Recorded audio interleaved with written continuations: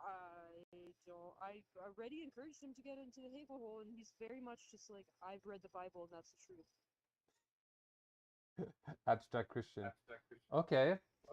Well, we're going to start doing new Bible studies. So if he wants to help lead the new Bible study, then we can start reordering the Bible. That doesn't mean change the Bible. That means take the humanness, the human sin out of it. And it might not seem like there's human sin, but the people who put the Bible together put it together in a certain order. And that was a human order. Some of it, anyway, looks like it. So we're going to vindicate the Bible in a new way where even the atheists will read it in the right way. And the contradictions in the Bible won't weaken it, it'll strengthen it. So if this guy wants to do that, and maybe Sahan, the bishop, maybe we can frame it as, okay, look, if you can't get away from the whole sensuous Jesus thing and grasp like what he was trying to show you, right? He said, they who see me see the Father. Well, you're trying to see the Father. The universal logic, right? Like Jesus shed his earthly body in the resurrection. And by the way, redemption. I took a course on redemption this past year, Marlena. So redemption is just spirit. It's return to God. To be redeemed means to be separated from God, to return to God. Okay, but I'm still unclear on what, on like God. The God bothers me, and so does Jesus. Is Jesus actually is would he be the only one that, I don't know, like that's the, I don't know, what's up with the whole like the person who's merged with God, one with God on earth, the first coming. Well, this is where Sahan and I were just talking about Romans, what is it, 4-12 or 12:14. It's where in the Bible it even admits that you don't need to know Christianity or the Bible to know the law. Conscience is actually the universal logic or God's logic in your soul, in your subconscious mind. So, like, we already know the truth. And if you just listen to your heart, which is your soul, and you bring it into consciousness, then you can act in the way from this like Jesus did. But to live that purely is the hard part. And Jesus fulfilled the prophecy of doing that so that he could inspire others to do the same thing and have the Spirit come to them. That's what he did with the apostles. Right? None of the apostles wanted to follow Jesus. Sounds weird, right? But they all abandoned him. Like we all have these nice stories of, oh, the apostles were traveling around with Jesus and they're all, lovey-dovey. It wasn't like that. Jesus was struggling to convince them to believe the entire time, like right to the cross, right? And he was doing miraculous things, and they still didn't believe, right? It wasn't what we think it was. Like they were cowards. The apostles were cowards in the beginning, right? They like there's one scene that really burns in my brain that really feels like what we're going through now, which is that Jesus returned to this garden one day after asking the disciples to do things, to watch guard, and they didn't do it. And he was kind of ribbing them and being sarcastic, but saying like, "Oh, look, you guys, like, I asked you to do one thing, and you couldn't even do that." So they weren't listening to Jesus as if he was the Messiah. If they truly believed he was the Messiah and he said, "Do this thing," you better do it. Right? I mean, like, God's watching you, and they weren't doing it. Even these simple tasks, there's something wrong. So they came back together after he went the full distance and he died. Then there was no more questioning whether or not he was fulfilling prophecy. He went to the literal death, unquestioned. People still question it today in terms of whether or not it happened. Islam, Prophet Muhammad, peace be upon him, literally says that the crucifixion never happened. Uh, that's something else we have to resolve with Islam. But anyway, I think that if you understand the universal logic, I don't have to. You don't have to be convinced. Like, it'll make sense to you because it's already. It'll make sense. Like, it's already in you, right? It'll make sense with your own conscience. That sense That's what he making. said about the Bible, though. That's exactly what he said about the Bible. Well, that's because the Bible has inner contradictions in it. So if this guy's got universal logic implicitly high UQ, then of course he's going to start seeing the truth, and we can supercharge that with him. So it sounds like we should do some chizzy with him in meta mode number 2, religion, with the Christian version of proof of truth, which is what Sahan's working on now. So maybe Sahan, maybe you're in the room right now because you're supposed to maybe be the connector between everyone. Like, we'll introduce you to this dude, uh, connect him with Emmanuel, connect with the bishop, connect with Mavali, and run the study. Maybe starting with him, and then all of you guys together come to your priest and get your priest to be the first one to take it to the Pope. Like something like this is what Spirit's telling me to do. That's my intuition is saying, my conscience is saying that might be something worth putting on your inspired to-do list. Is it? Yeah. Marlene has to bring it all in. So what if you brought your buddy in here and we introduced him to Sahan, or did it on WhatsApp, or I don't know what your intuition is saying? Is it too much of a leap, or? I mean, for now, yes, but I would have to like prime it more. Like you said, like I don't know, like no, I don't know, like If he's praying over you, like how much more do you need? Like, I don't know. That was crazy, y'all. That was crazy. But this is also not the first time it's happened. I've had another coworker at my caregiving job also pray over me. He saved me from Jesus. He saved me, whatever that means. wow, He huh? like did like an official prayer he had memorized basically while he was showering a nonverbal naked man's body. Like wheelchair bound man's body. Like literally he like started the prayer while he was giving him a shower and then like put him back and like dried him up, put him in the chair, and by the end of the prayer he was like with his gloves on still like praying over me and then like hugging me. It was kind of funny, but like oh my god.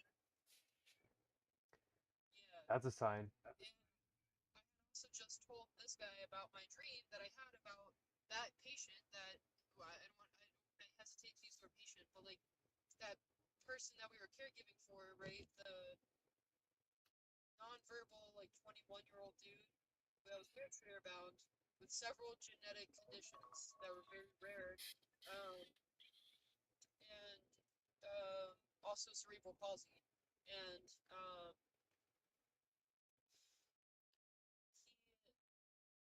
he like in my dream showed up in this like little Christmas ornament. Or no, sorry, no, that was even the beginning of the dream. In the beginning of the dream, I showed up in in his room, with another caregiver, and the caregiver was like, "Oh, I gotta leave," and then it's just me alone with him, which is like my worst fear at the time I had the dream, at least. Um, it still is kind of to some degree my biggest fear is like caring for him and not knowing how to. That's like my biggest fear, and uh, and all of a sudden he like turns and looks at me with this like manic looking eye that is almost like the way that birds look at you, especially Oh yeah. chickens. Wow. It's a very piercing, haunting, hollow but also deep gaze. And he looked at me with that eye, and he also looks at Okay, me. Sahan. God bless. Go. He would give God that eye. bless. Take care. Good luck. Yeah. He would like take that, or like he would give that eye several times, like throughout like my caregiving experience, like in reality. But in the dream, and then he would also give like a manic kind of smile, like a very creepy smile with it, while also usually kind of like tilting extra sideways and just like cocking his head up at you. It's a very kind of creepy scene, not gonna lie, right? And like, he's done that several times, and it definitely like pierces through my psyche in a different kind of way. Um, and he did that in the dream, and then the moment he did that, he like looked at me, and I was like, "Oh fuck, something's about to happen," and he threw up on me, and then. But like the moment he started throwing up on me, the dream transformed into a Christmas ornament, where the Christmas ornament was like very much almost exactly like these Christmas ornaments I had growing up that are these golden colored like cutouts of like church steeples of different types, and like this one was like basically three kind of like or two smaller steeples and a bigger one on top, with like crosses on the top, like three little domes, I guess. Um, and it was a silhouette cutout, and in the dream, instead of gold, it was black. So like, uh, of this kind of religious sort of Christmas ornament, and we were also silhouettes all of a sudden, me and him, and he was to the right of me, I was to the left of him, and he was throwing up, like you could see the stream of throw up of like kind of like cartoonishly going up and over, like arching onto me. And then in the background was a scene of hell, and it was not 3D and flat. It was like almost like four-dimensional at that point, like practically like the desertous barren landscape with demons in it was three-dimensional, but then the like clouds were almost like four-dimensional or some shit. Like I don't even know how to describe that. Weird, weird scene of hell. And that was the whole dream. And I told him about this, and like I don't know, he didn't even like really say that much. But then that like led into like him praying. I don't know. It's been interesting, and like he definitely believes in the devil, like Satan, like that. Literally, all of our like sins, and like the gremlin is Satan. The gremlin equals Satan, basically. Ah, the gremlin. Very interesting. We like. It feels like you made a choice, like 7 days ago, when we started making your new schedule to sort of like start addressing the gremlin. Now all of a sudden, a week later, you get a literal blessing that made you cry. You know what I mean? You're on a streak. Now we just gotta keep the momentum going. Uh, Now I'm wondering what's the gremlin gonna do tomorrow morning to prevent you from coming to the meeting. Um, it seems like you got a handle on it, and I do feel like we got to get this guy to meet Sahan. Sahan feels like a really blessed kid. Like, I I feel like we got to keep him motivated and supported. So that's why I want to act quickly, because it's like we're taking 2 steps forward, 1 step back, 2 steps forward. It's like we're trying to fly a plane where we're not traveling fast enough down the runway to get lift off. We're like the tires are coming off, and then it slows down, and then we drop back down, and we come off the ground a little bit, and we drop back down. We need to take off. So if he's Christian, okay, well, let's get the Christians going. And your dreams are so powerful. The Christmas ornament obviously has Christian connotations, right? Because you're raised Christian. It would probably be an Islamic ornament if you're raised in where Uswa is. We actually had some really good chizzy with Uswa tonight about sh why she doesn't think structure is aligned with the 99 names of God. And that's a really perfect way for me to get in there and show the contradictions. So the same thing will probably happen with this guy is, well, what is it about Jesus in the Bible that makes him think it's true? And then we're going to show that it's all just this divine circularity that is universal logic. And then we're going to do that. Did you tell him about the Messiah thing? No, I didn't get that far. I described you as a philosopher Philosopher. activist at the University of Alberta, which I guess is probably no longer true, huh? Well, I'm graduated, So yeah, technically, yeah. Well, you can say that I am still a student because I still have to convocate in November. So I'm still a student here until that happens. But I've also filed an injunction and sued them to stop them. So I might still be like my bank yesterday reversed their decision. They were going to close down my account, right? And yesterday they said they weren't going to. So my university, I'm going to make a case at the injunction on October 3rd. So next week, I think. Let me see. Oh, this week. So this Friday, I'm going to be going to court again. Hopefully, I can get one more meal in because I'll be very weak by that point. We still have 200 blessings to do. The other thing I was gonna say that was ironic timing was What? at the same time that you just talked about meals was I haven't eaten in about 24 hours and I feel strange. Oh, interesting. Careful, you don't want to go manic, right? Okay, but it sounds like you're on a roll. Like I said, if we got you into ketosis instead of this sugary high state, your brain works better as long as you don't go into mania. In fact, I wonder if it's harder to get into mania if you're in ketosis, or if it's easier. I think it's easier. Let's ask ChatGPT actually. Is it possible? Is it easier to get into mania and psychosis, normal state, or from ketosis and fasting? Let's see what it says.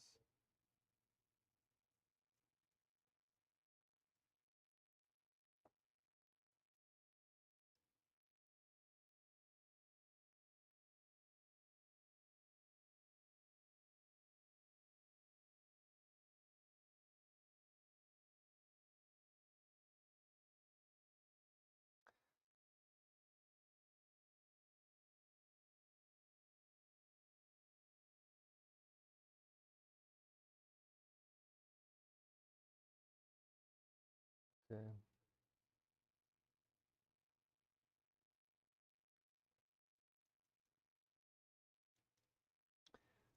So it says that ketosis can lower the threshold for mania psychosis to some people. So what ends up happening,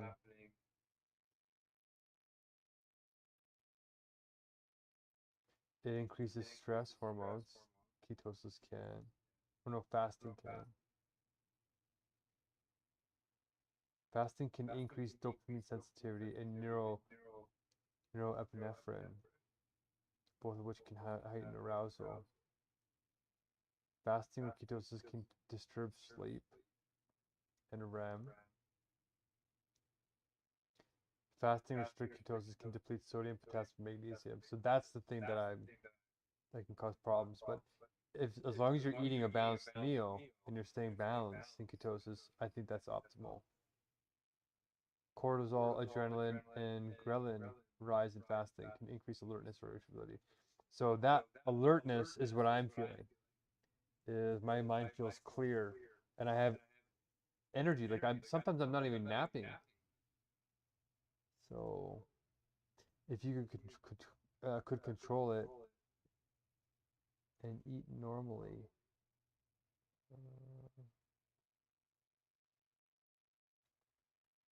So some evidence shows that ketogenic diets, especially with people with bipolar disorder, report mood stabilization on keto. Oh, okay, this verifies my point actually. So the studies show that some people with bipolar disorder report mood stabilization on keto diets.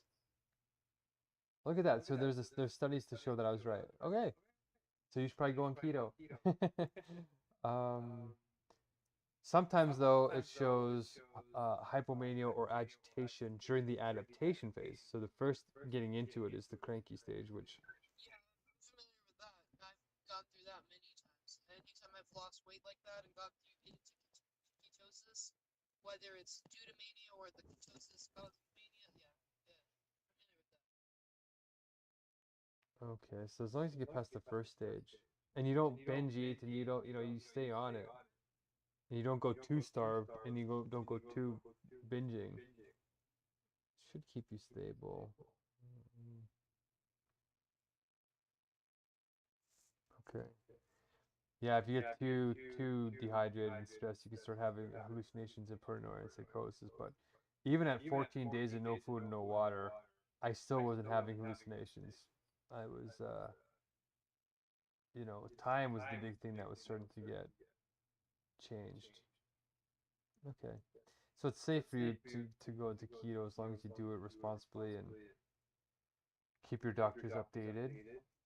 Interesting. Okay.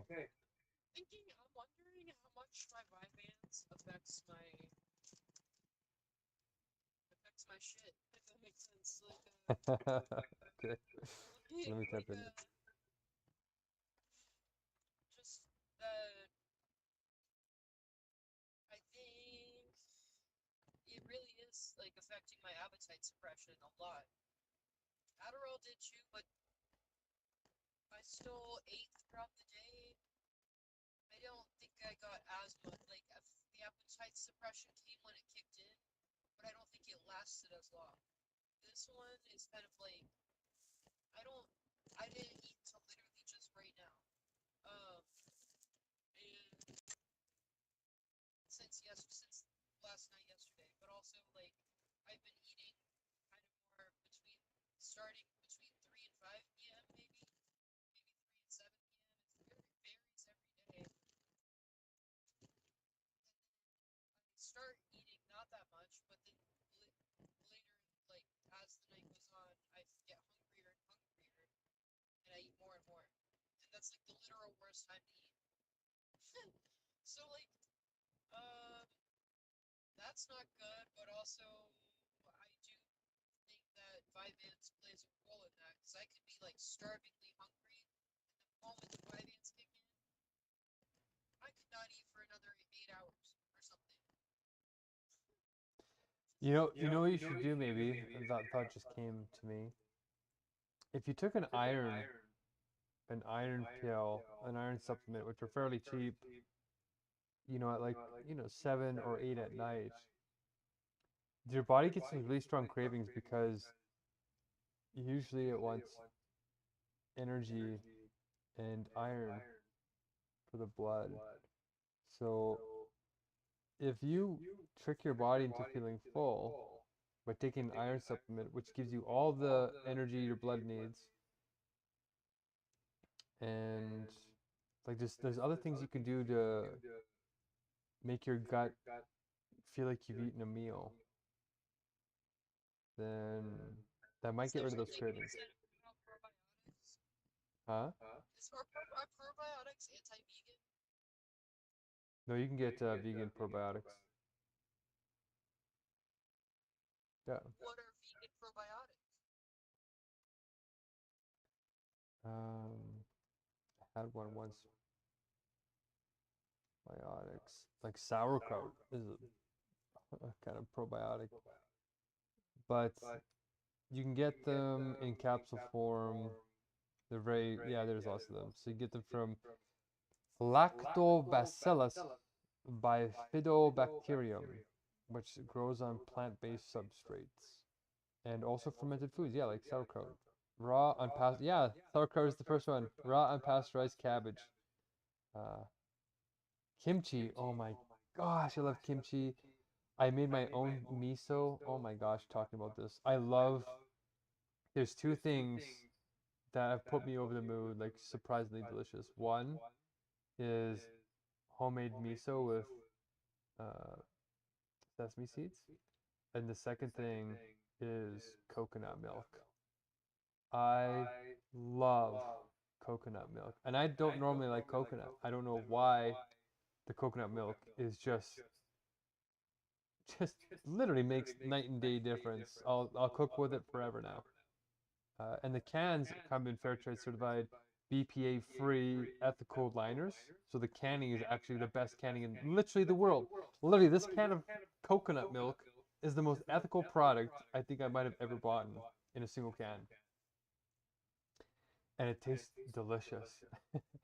So yes, you can get probiotics with no gelatin, no dairy, uh, clinically proven to be probiotic, and it's all like versions of yeast.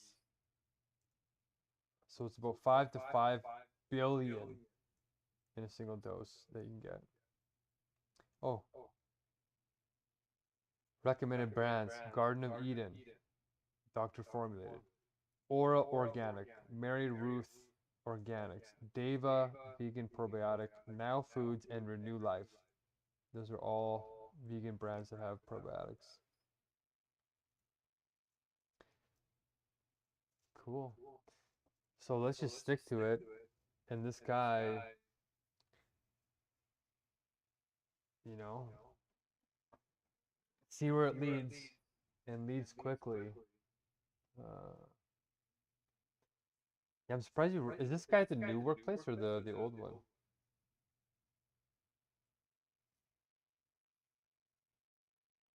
The old one. In all this time, you guys never had this talk before? Nope. And today it happens. On the day that also my tooth chipped out a little bit.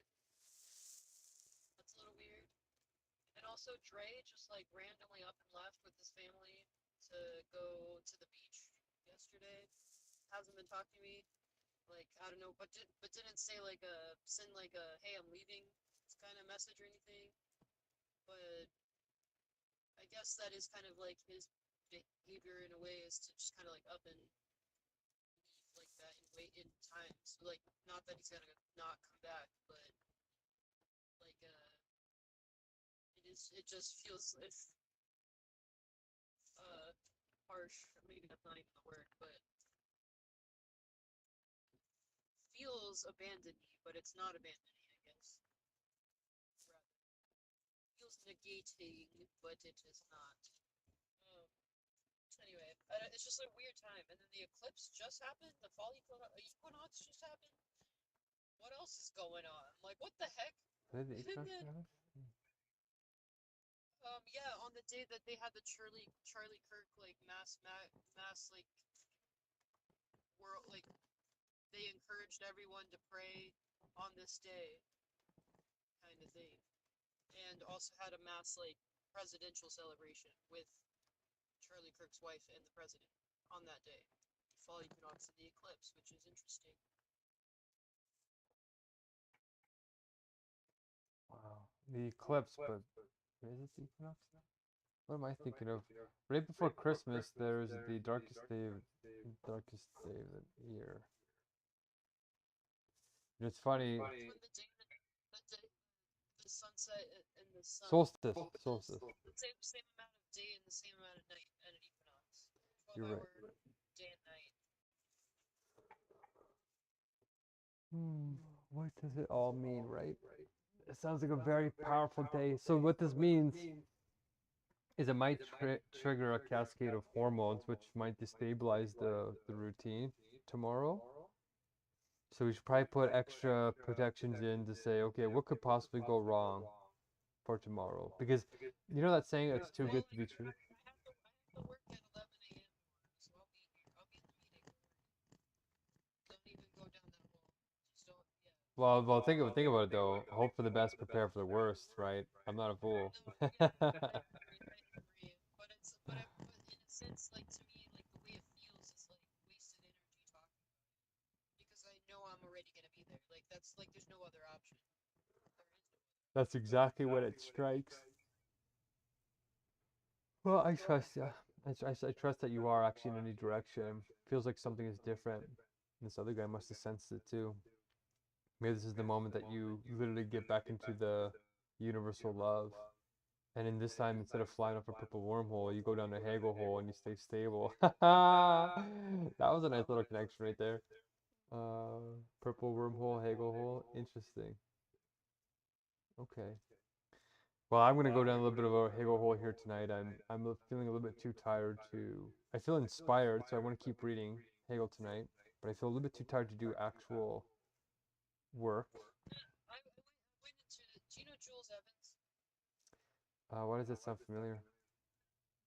He's a writer and big and journalist, but big in the spiritual emergency slash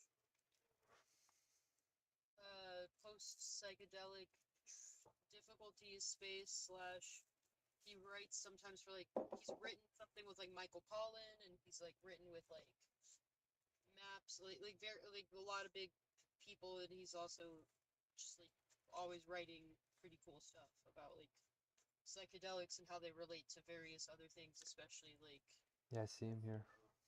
difficulties. But I went to his posts. He posted on Instagram like DM if you want to go to my integration group, and so I went to his integration group, and it was pretty cool. Kind of, except for I feel like everyone was very like held back, like very held back, um, for the most part. Some were not, but like it was a room full of therapists essentially who had done psychedelics and couldn't integrate them. It was kind of funny actually.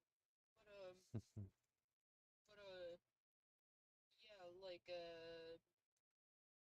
what was I gonna say? I tried to talk about the purple wormhole experience, but what was I bringing this up? I brought this up for a whole reason. Oh, that I also dropped a Hegel reference Mm. about sublation, and most of them understood it, and I was like, "That's Unusual. yes." It was very. It's been a weird day. That's what I'm saying. I think there's something going on. Okay, well, be on your guard. I'm curious to see what's gonna happen in the morning. I'm curious what's gonna happen with Sahan today. He's going to the priest. You're gonna get through this like peak moment. Uh, I'm done eating, and I also got reached out to by Victor. I should probably contact Victor right now. But I also had another guy that um, that I was introduced to by. Oh wow, Is Satan real? Is Satan a thing? reals. Yeah, real as an unessential essentiality, right? So it's like the true illusion, but it doesn't have any real being. So Satan is not really real. So it's only real if you make him real. Okay, okay, okay. So, like, in actual reality, he's not? No, it's just negation. Misunderstanding negation through ignorance, right? You can get trapped in it, right? That's the kind of scary thing. But if you have self-forgiveness and self-love and you're willing to sacrifice for something greater than your small self, that's how you get out of those dead circles. Why is that the dead circle? Because if you can't forgive yourself, then you don't believe in your divinity. If you lose your own belief in your own divinity, then that's the self-trapping thought that spirals downward.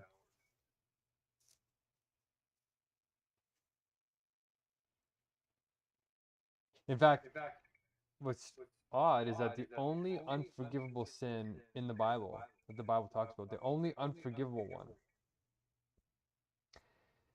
is the one where you shun spirit. Because that's the only thing that can block you from redemption is if you don't choose to be redeemed. Because you are wrapped up in spirit, right? It's your return back to God. And if you don't choose it, or don't think you're worthy of choosing it, then that's you getting in your own way, which is the thing that can guarantee that you don't get there. Everything else, well, can be helped. So that's why it seems like Satan is real. It seems like it's eternal. It seems like all these brimstone and fire is because there's an element where it can seem like that and it can seem real, but that's just seeming, which is the doctrine of essence, which is where appearance and the unessential or illusory being happens. But it's just process of returning back to self. So things that seem like the feeling of seemingness is not to be trusted. Well, in your conscience, yes, that's the good seeming, but there is a bad seeming, and yes, the seeming is the world of appearances that don't have any substance. You don't know the real rules or the real wakefulness. It's fragmentation, yeah. So seeming at first is illusory because your first appearance is usually the opposite of what is already within you, unless you know how to sublate. So yeah, that's why in the beginning, the default from ordinary consciousness, the default is to negate first, abstractly negate first, which creates an inversion and separation that if you are the truth, then the thing you're negating necessarily turns you into the opposite, unless you recognize yourself in it. So that's why it's often like, oh, you try and do something, and it seems like you do it backwards. That's where that's coming from. And in fact, that's why the brain is also wired in some ways backwards. Like your left eye is tied to the right part of your brain, and your right eye is tied to the left part. And all these types of things happen because contingency is trying to approximate some version of dialectical, well, sublation, bringing opposites into harmony. What does contingency Means that it can be other than absolute necessity. Right? Absolute necessity means you must do it. Contingency is the opposite of that, or the abstract opposite of that, which is not absolute necessity, which means caprice or whimsical denial of the truth or some other relative truth. And interestingly, this guy named Michael, in fact, I got to contact Michael Magruch. I didn't respond to him yet. I pretty much just finished eating, paid everybody for the blessings as much as I could, had a big nap, read some Hegel, and now I'm in the meetings. And we're going to be doing a study, Marlena. Maybe this can be a part of the study. We're actually going to pass the proof of truth, make predictions, and actually start recording data on it. Just like we record the Chizi tribes, and just like we record the meta modes of somebody, we're going to record how they interact with the proof of truth and simplify Chizi to just the proof of truth in the beginning. Positioning pure being in the same tribe. That'll be like the focus of Chizi, maybe. And other words that they bring in, like Uso said something very interesting. She doesn't think attributes are structure. It's like, wow. My coworker said I described Chizzy to him, and he said, "Isn't that tyrannical to try to get everyone to agree on the same thing like that?" Yeah, if you do it externally as coercion, but if you do it as a voluntary game and an exercise in the honest pursuit of truth, and you allow people to have voluntary conversations, then Different words, but yeah, that's what I said. then it's dialoguing with a goal, and it's a goal that can save us all. And even once you get it right, it doesn't ruin the diversity. You still can express in your central symbols whatever pure being is to you.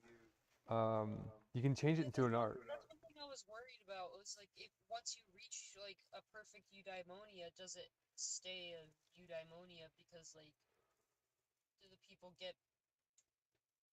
bored of everything being perfect? Yes.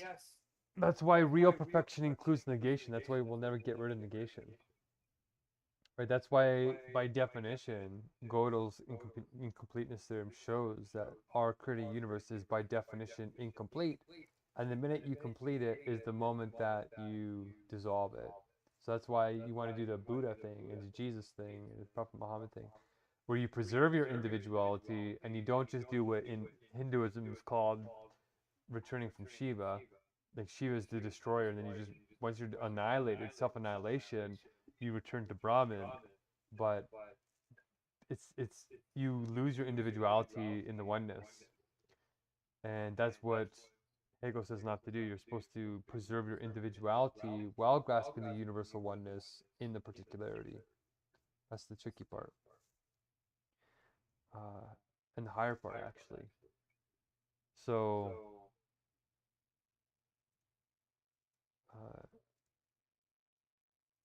that's the right way to do it. Does that answer your question? Yeah, that I just started. I had a side thought about my neighbor who lives across the street calling this place, the South, God's country. And he referred to California as California. And I find that very curious because especially in the frame of what my coworker was saying today about sinning and Satan and the gremlin essentially within us all that we're constantly having to overcome. I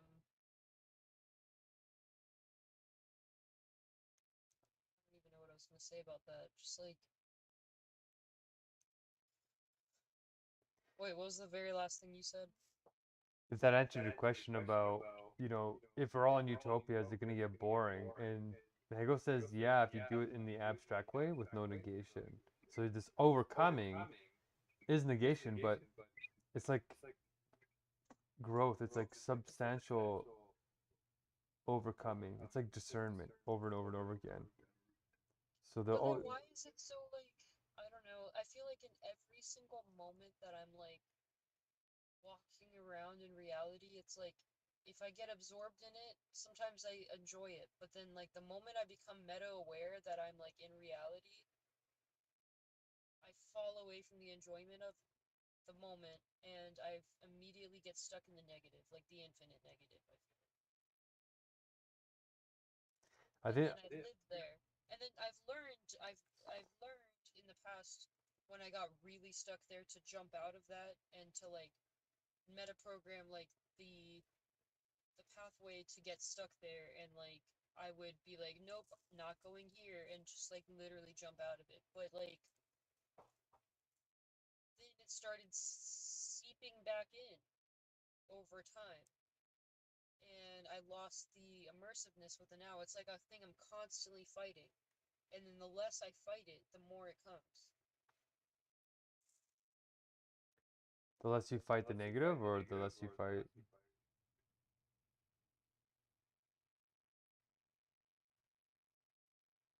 Like, yeah. So the less you fight the negative, the more the negative comes, or the less you fight the negative, the more the positive comes. No. Oh, God. It's been an wait, intense night. I know, I know. Wait, what? Yeah, what did I literally just say? You were saying you're when you're present, things are good, but as soon as you get into reality, you get into the bad infinite, and then you get stuck there. You were saying something about that. Right, so is it negative or positive or wait? I don't know how to answer that question. It seems like if you get into the right way of eudaimonia, you end up in this genuine infinite self-transcendence where the negative is still present, but it's in a blessed way, like it's in a positive way, where it seems like you're saying that, well, the negative just keeps repeating the bad infinite whenever you try and get into It's reality. more so, yeah, yeah, and more so that something is wrong in that alchemical portal, like I was kind of mentioning, I don't know, a few weeks ago. But there's something wrong in that alchemical portal where I'm supposed to transcend, and instead I fall into the negative, and I don't complete the process or something, or maybe fall away from it, or like I don't know. It's like it feels like a meta perspective shift where I just all of a sudden jump out and like it can't enjoy reality anymore because it's reality. Yeah. And you know why that reality, when people say get real, and they usually mean something negative, is because reality is the process moment of separation. But the reality of reality, the negation of the negation, is the return of what is substantial in the negative, the positive in the negative. It sounds like such a simple truth, right? Oh, look on the bright side. Look, look at the silver lining. That's actually really what it is. The negative masks the positive at first, unless you have discernment and recognition. So Hegel says too, you don't want to do this abstract positivity, that toxic positivity, And he says in history, when societies have done that, when they stop challenging themselves, he says those abstract moments of peace are blank pages of history where nothing happens. And in fact, psychologically, when you're creating an abstract identity, it creates boredom. That's what boredom is when you get rid of the negation and you're in an abstract identity, there's no discernment, there's no novelty, there's no distinction, there's no discovery, there's no epiphany. It turns into a sort of dead bland, a dead blandness. And he's not advocating for war. He's not saying go out and destroy and create a bunch of negativity. He's saying you have to be, it's like what Socrates said, the unexamined life is not worth living. So the endlessness gives you a universality. The endlessness gives you a particularity of novelty where you can constantly refresh your renewal or redemption through the universal over and over. So yeah, hopefully that answers a couple of your questions. Weird timing that my coworker just messaged me, the same coworker that prayed over me. He said he just got home and he left his topper on his car, and then he said, just wanted to leave you with this Bible verse that explains it simply and perfectly when you ask me how to come to Jesus. If you declare with your mouth Jesus is Lord, and believe in your heart that God raised him from the dead, you will be saved. For it is with your heart that you believe and are justified, and it is with your mouth that you profess your faith and you are saved. Romans 10:9-11. Interesting. That was a very large element of what he professed, I guess, was very much like call out to Jesus and Jesus will show himself to you. And like that was another weird part was after so basically he prayed over me, I cried, right? But I wouldn't call it crying in the sense that like, oh, God washed over me and I was like a born again Christian. He's a born again Christian. I don't even know what that means. And yeah, he basically was like, Jesus, like, come down, like, touch her now, like, take away this now, and like, blah blah blah. And then like it was intense and it was cool and it was powerful, but at the end, afterwards, he was like, that you feel is like Jesus and like God, like coming into you. It's powerful, isn't it? I'm like, you don't know what I feel, like. But that's really ironic because the very first thing he said. Now I remember the very first thing, at least he said, actually, which on his notes app that has been hanging on to telling me, which was that nobody like he's grown up very shy in the sense that, or like grown up very misunderstood is how he felt, or said he felt growing up and throughout college, is like no one understood him. So he in his notes he wrote, nobody understands you, but I do. What am I supposed to do with that? What? That's intense, yeah.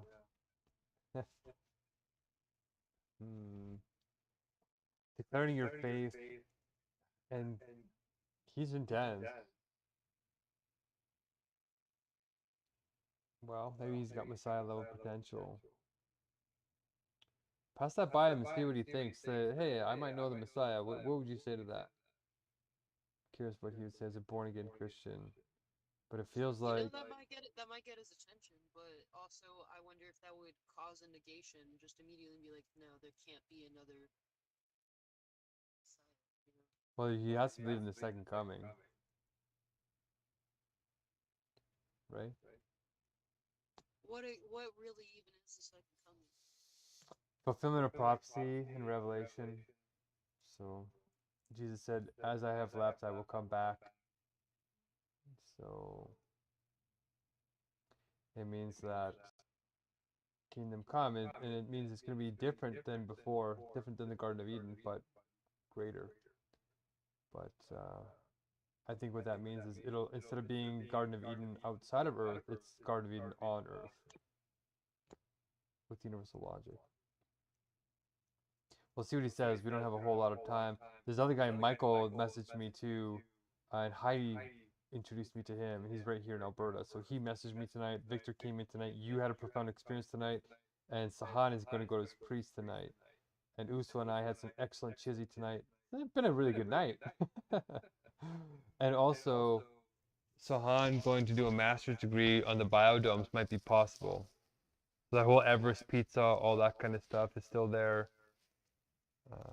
My mother even called me recently, yesterday, I think, saying that she's realized the AI thing is real. So maybe people are starting to wake up.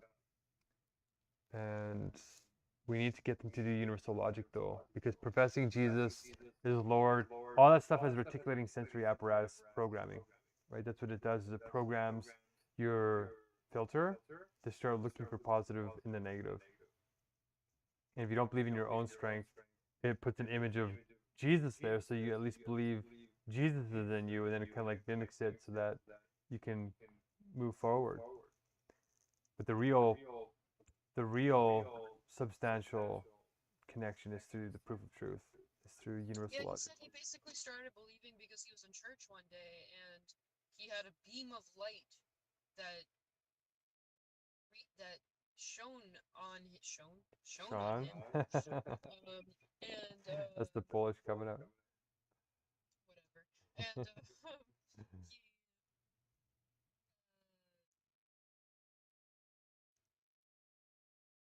he said that he felt, I can't remember what he felt, but he said that he started basically projecting and beaming back out, like towards the light, back out, like into God, and was one with it for a minute. And so that's when he first heard God's voice. And God basically said, "You will worship me." And he responded back, something like, "Yes, Lord," basically. Yeah. Something Go ahead. Go ahead, yeah. Well, Lord, so there's a very powerful dialectic that you should know here.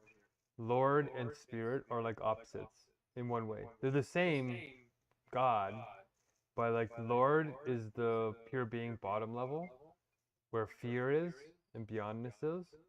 And then, no, yeah. But grasping the proof of truth of the Lord as pure being is the beginning of spirit, which is love rather than fear.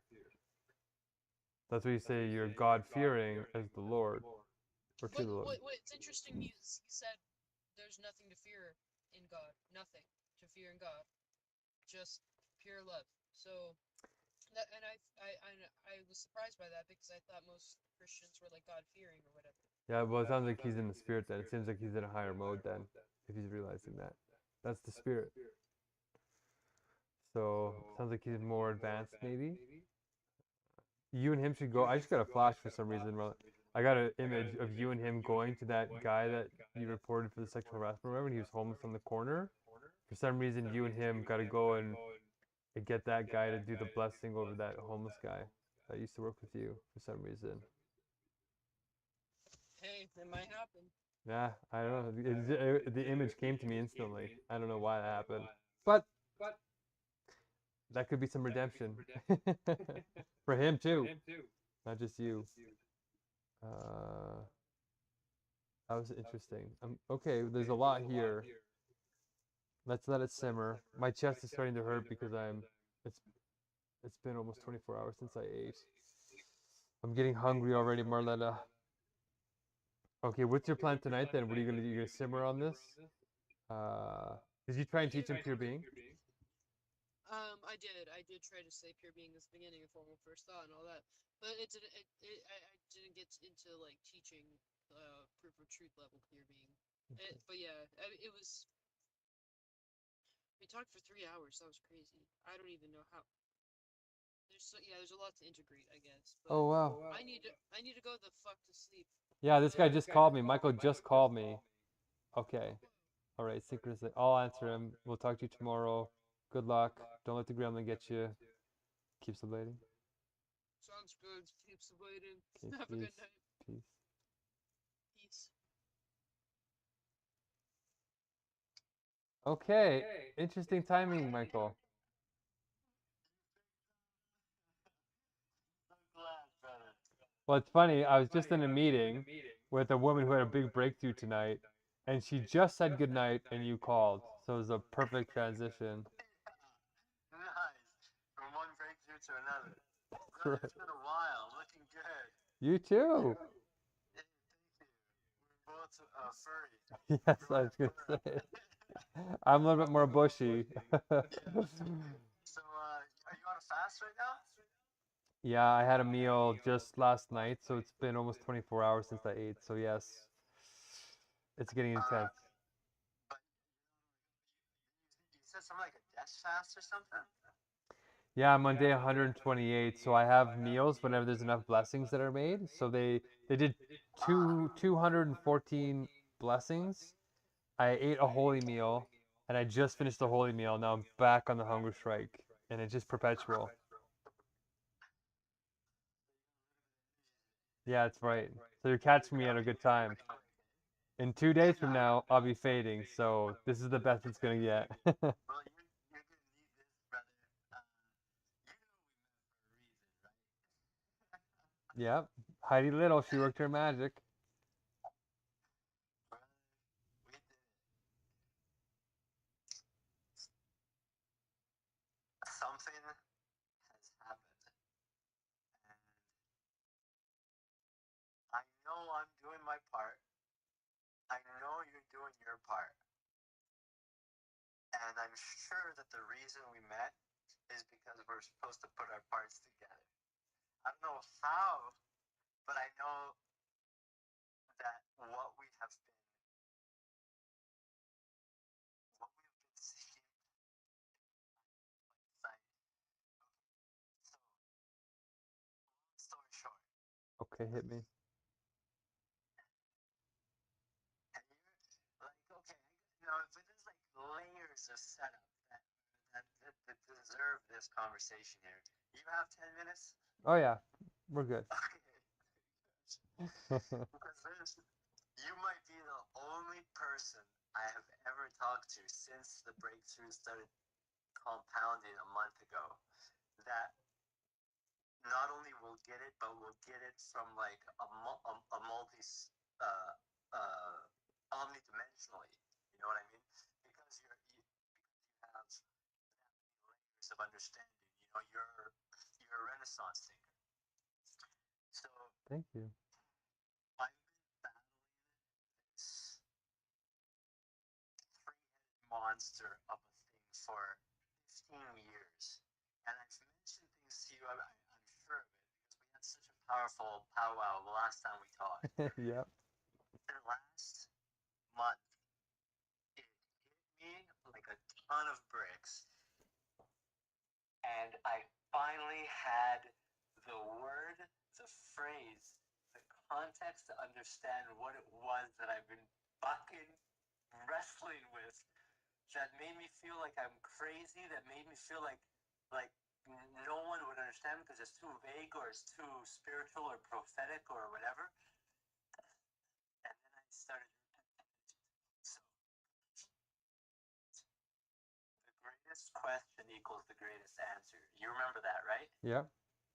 And the greatest question is, what is the greatest question?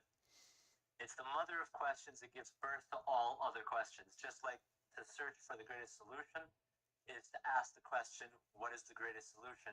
And then you'll get a list of all the greatest solutions you can imagine. It's a list maker, it's a generator.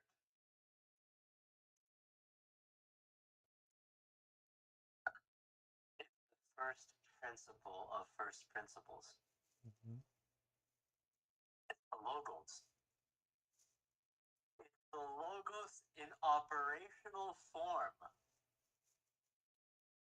From asking you shall receive faith-based, it's now operational to take over government, artificial intelligence, educational institution.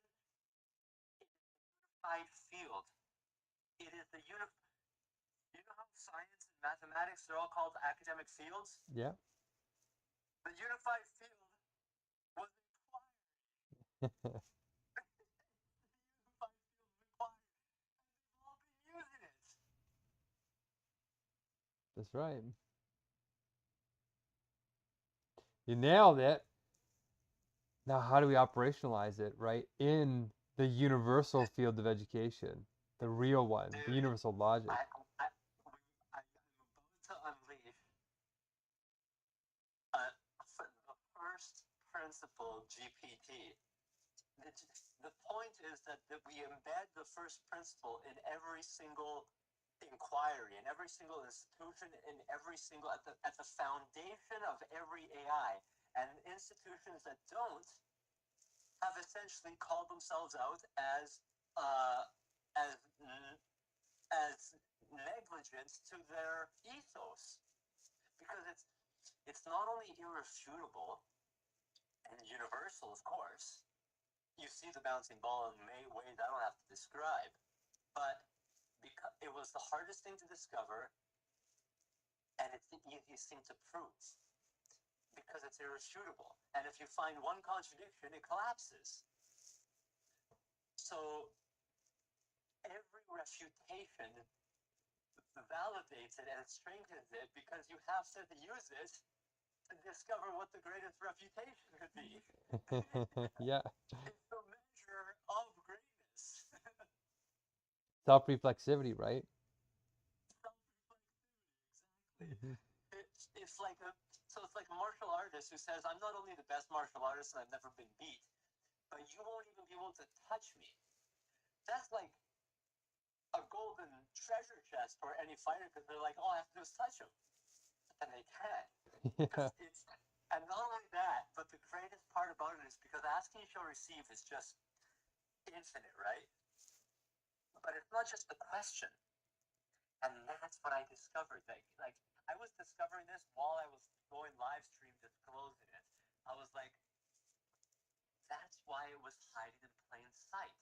It had to be hiding in plain sight because by it hiding in plain sight, you would require humility just to acknowledge it, let alone to use it. So you can't even see it. You can't admit it because it was hiding in plain sight. What's the greatest question? What is the greatest question? Ah, fuck. So the meek shall inherit the earth. We're the ones that. So the councils of councils that we're designing, they self-select based on their capacity to see the obvious. And if we can't see it, what were we? It's the open door. The gates of heaven are open for the meek shall walk through it. That's right. Okay, next level. This hit me 3 weeks into my 3 weeks before I was about to go public with my candidacy for mayor of Lethbridge. I'm now 25 days into my candidacy for mayor of Lethbridge. Up until 5 days ago, there was only two candidates, me and the incumbent. Now there's two more. There's four of us. And I've been doing live streams every single day at City Hall. And I've been thinking about you. I'm like, one of these moments I'm going to remember when I have a moment to remember and to call you, to send you a message. Because I've been imagining you next to me, only that you're doing the exact opposite, which is starving yourself. I've seen myself in that position, We're both like throwing the kitchen sink at it. That's right. So everything you've designed, man, I wasn't even using GPT before when we first met. I hadn't even, when I started using GPT, I was like, holy shit, finally someone understands me. But you've been using it, right? Oh yeah, I've been trying to reprogram it. Probably a year and a half now. Yeah, during my court case, I started using it. Oh shit, of course. Okay, so I know one of the biggest things that I've experienced is feeling like I might be getting steamrolled over something big. So I want to honor that the jarriness of it, because I know what it's like to devote your life to this shit. So I want to say, brother, we are holding the same torch, and I know it. I know what you've been seeing. I know we've been talking about the same thing. And I know that we've been mapping like two sides of the same coin. It's like the festo of this with the spiral of two sides. That's why we look the same. I was gonna say. I was literally gonna say. Brother, I know we're brothers from another life. I know it. Like, there's only one other person that I can actually relate to as crazy as me. So, Mikasa Sukasa, we are doing the same thing. My my success is your success, and and and I have a website with with my mayoral candidacy, and I've been building it at the rate of love. And all the information is there. I have white papers. I have a codex of 405 first principles across 28 categories. You're the only one that I know can handle this type of shit. It's going to be 10 hours. I live for this. 10-hour video. I literally live for michaelformayor.love. I'm already on it. I see it right here. Oh, shit. I can't. You're the first person that will be able to even comprehend the first page without your mind exploding or the eyes glazing over and getting cognitive dissonance.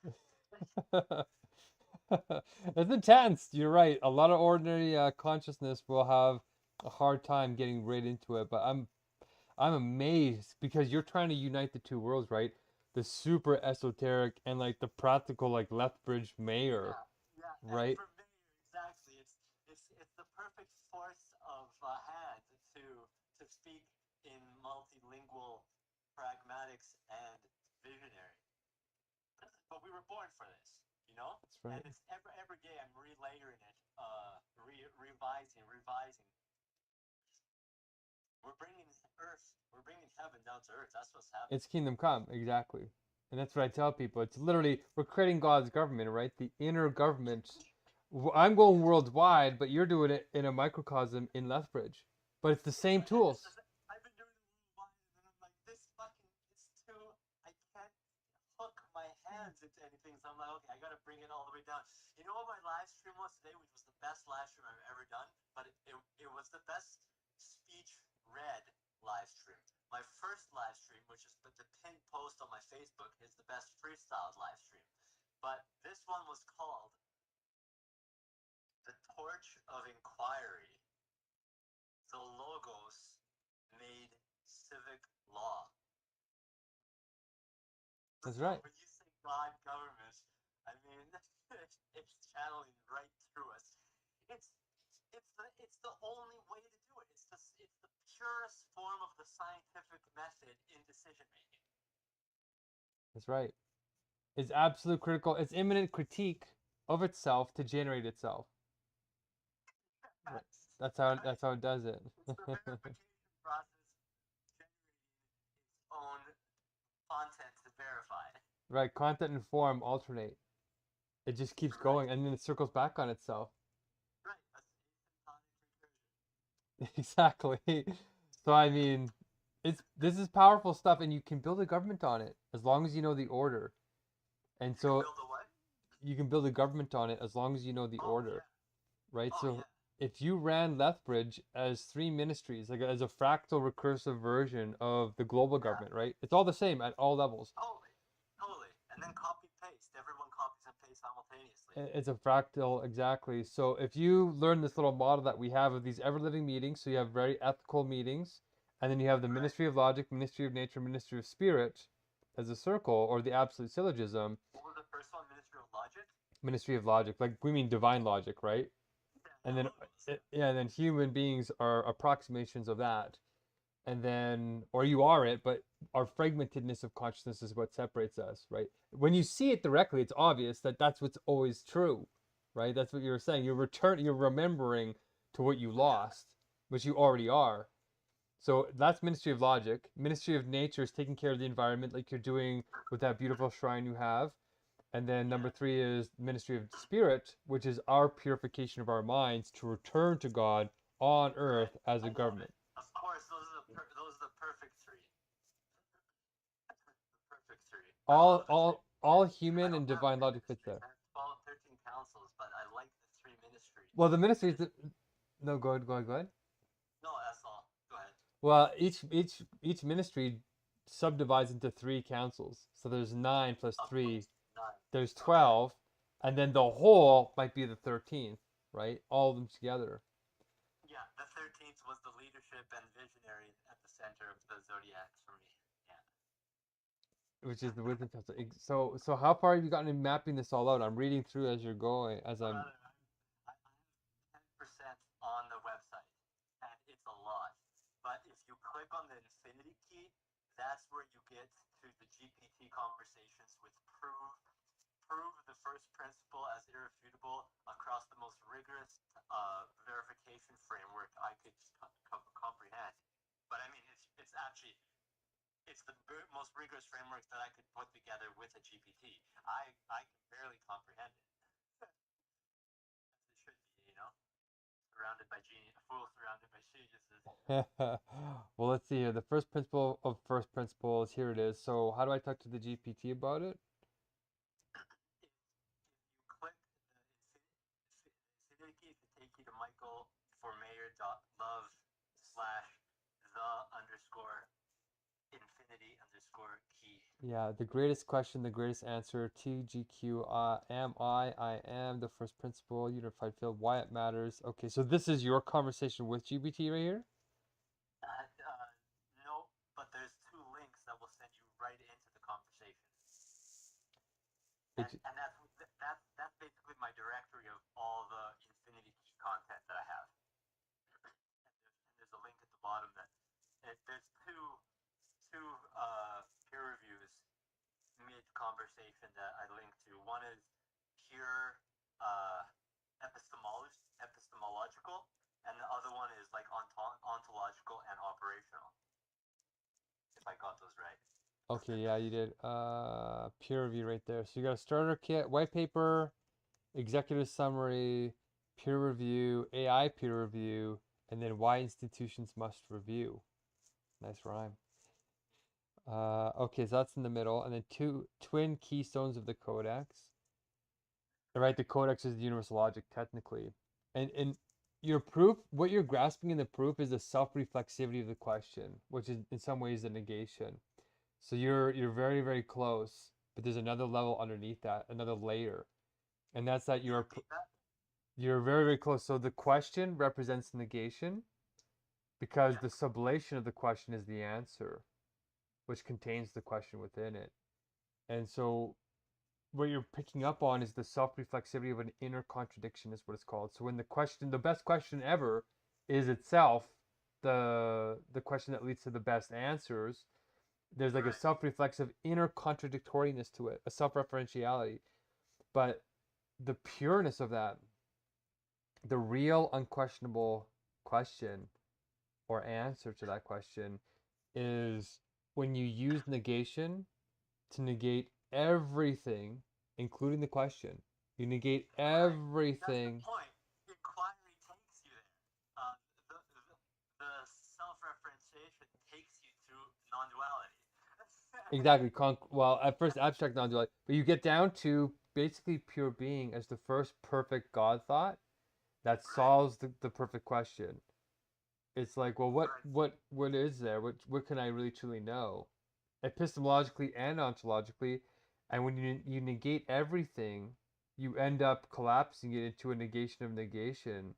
The tool that you're using to question everything itself questions itself, it negates itself, and then it's forced into this immediate indeterminacy as pure being. And then you're in the immanent critique, and then it starts every critique is not just a negation now.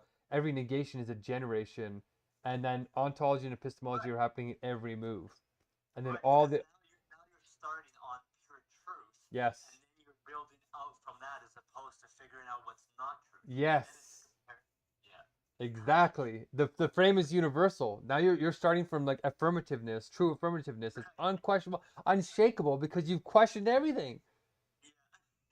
You've questioned everything, including questioning, and then all of a sudden you're on a foundation that can make progress. And then you generate. Yeah. I have on my profile, even realize what I did, but I was like obsessed. Like my profile picture was the interrobang, the question with exclamation mark and the question mark, and then underneath it I had on the description of my profile I had am I question mark and then exclamation mark I am, and I never even realized that that was the actual original greatest question and greatest answer, which is what you're talking about, because that when you get there, then you're like, am I? And then what am I? Am I individual or am I expanding and contracting state of ego consciousness? Ego, I am. That's right, exactly. And I am is just pure being, right? It's just amming, ising, right? Amming is ising. And once you realize that, you cross over from contingent ising to real amming as a universal, particular, and individual simultaneously. Right. That's a You God know thought. what you are not, and then you know that you are all. But Yeah. then you're not fragmented. I am. You're fluid. I am. Flowing, super coherent, I am. Exactly. That's right. So that's the proof of it. The proof of truth is how you get from the questioning into, you cross over the mirror and get back into immanence and then regenerate yourself. Rebuild all the words, all the concepts are now in the right order. It's like a red horizon. Exactly. You cross the event horizon, you go through the black hole, and you end up on the white hole where you regenerate everything true. Everything stays the same, except it's Right. ordered We differently. basically created a portal that everyone enters through, and then because the portal is a revelation that is irrefutable across domain, then you enter into it, and we have like year zero again. Yeah, And exactly. now it's new earth because everything is perceived through the new lens of the first principle. And everybody sees it the same, in essence, they see it the same way because there's only one way through the portal. It reduces all the crazy chaos into absolute necessity. And it's a portal that requires courageous humility or thou shalt not pass. Yes, exactly. Absolute skepticism, including of skepticism itself. That's exactly what this is. And that's the only unshakable starting point that everybody can get to by knowing nothing. You get there by knowing less than nothing. You don't need anything to get it. You're already it. Exactly. There's no proving yourself. There's emptying your pockets of all proof because the only thing that's left is the key. Is the key, exactly the truth. And that's kenosis. When in the Bible, when it talks about Jesus emptying himself to be left with God, that's kenosis. In the Quran, they call it fana, to end up at baka. When you say kenosis, do you mean GN? No, K. Kenosis, that sort of leads to gnosis in a certain way. That's what happened to Jesus. How do you spell it? Ken, Kenosis. Kenosis. KNSOIS. Let me see here. That's interesting because I was born in a city called Knossos, but it's not KE, it's KN. KNSOIS. That's who you were born? Yeah, in Crete. Huh. Wow, hey. That's actually pretty. No, I remember now you were telling me about that hotel you were going to build or something. Remember? Yeah, Bill, it's a family hotel. It's been there for like 30 years, but I was exiled by God from all that is surfing and ocean until I finished my mission. So, Thou shalt not return to paradise. okay, so you still have it though. It's just that Yeah. you have to I return can't come here. at the hero's journey, right? You're going to, you know the hero's journey? Oh yeah. You've left the Shire, you're out in the wilderness now, and now you're going to return as the hero, right? You're Yeah. going to fight the demon. It sounds like you've crossed over, you fought the ordeal, and now you're going to return on the flight back back home. We're going together. Okay, here we go. Kenosis. Here we are. Is the self-emptying of Jesus. That's so perfect. Ekinosion. Ekinosin. And look up this too. Look up in Sufism. If you look up Fana in Islam, Fana, same thing, except that they do it from a less godly. Well, they look at it more as propheticism, but it's actually the gateway to oneness, right? And they I call it. love that you gave me this word of kenosis because it's the courageous humility. You have to empty the cup so it can be filled. It's such a perfect Christian analogy. Right, and they all have that. All the Vedas have it. Islam has it. Buddha basically talks about it all the time, the no self, right? Dude, you know we're untouchable, eh? Like we're so protected. Not only we're protected, but our words are protected. They're like swords because Yeah. now people aren't running against Mayor Michael. They're running against the logo. Spirit's coming. God's coming through you as spirit. It's right. They're coming against a new spirit on earth. I was gonna call it one world spirit, and then new world spirit is the political, and then fair world spirit, like that trinity, Yeah, I remember is that. is Yeah. what protects us legally too, because the Right. power of our word is the law, right? The civil law is the logos, but it's in Yeah. fragmented form. We're gonna make government universal law, Yeah. and Man, I can't believe you're at. I mean, you've been talking about the same thing. I didn't hear it like I'm hearing it so obviously now. good.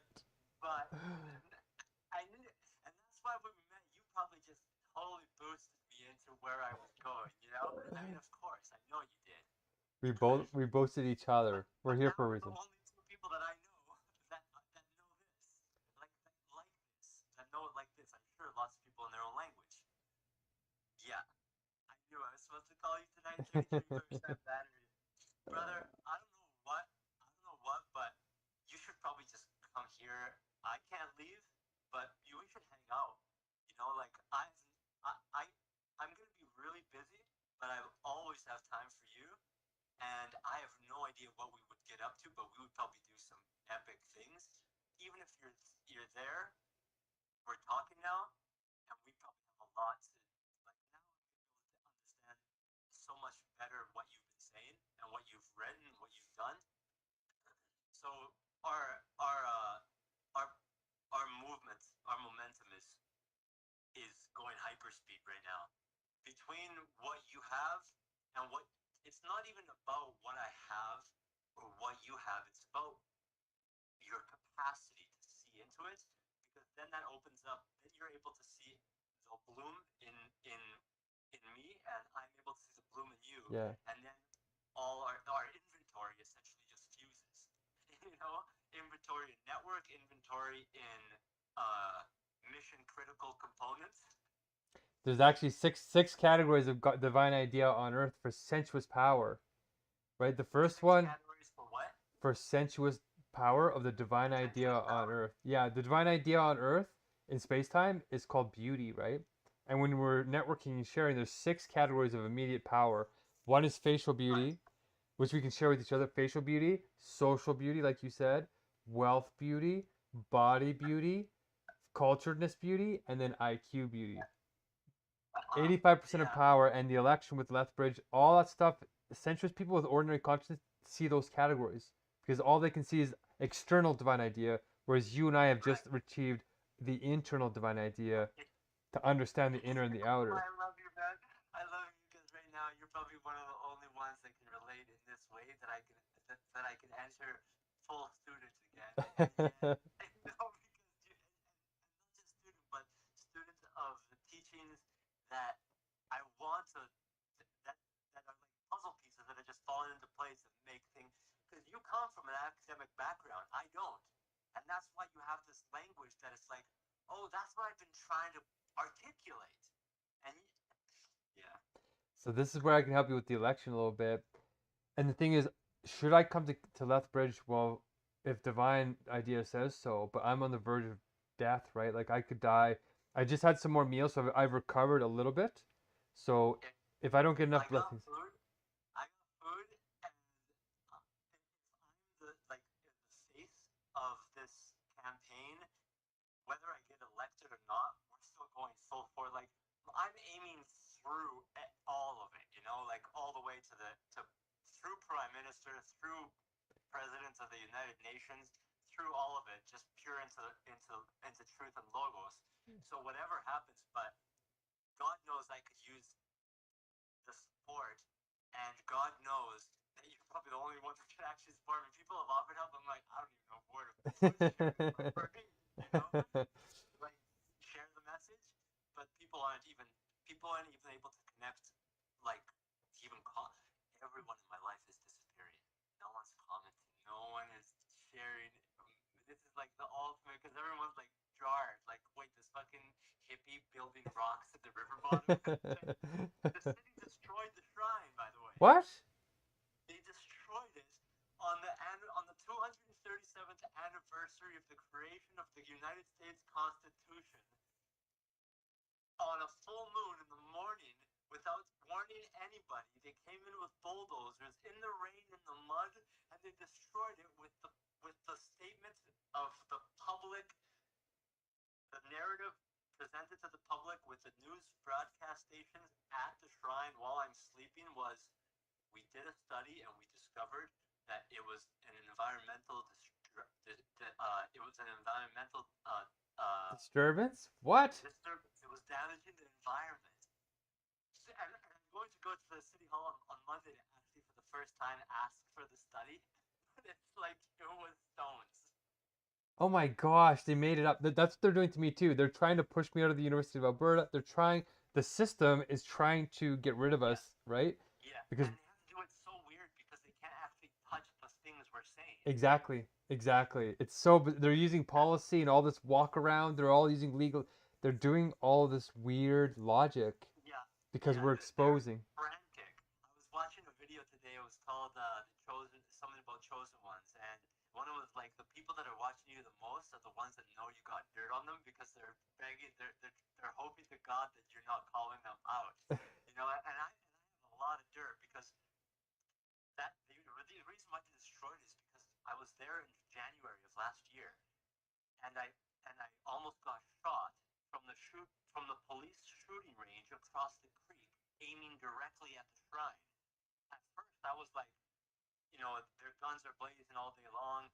Whatever. I think it's a beautiful dichotomy, and I love it.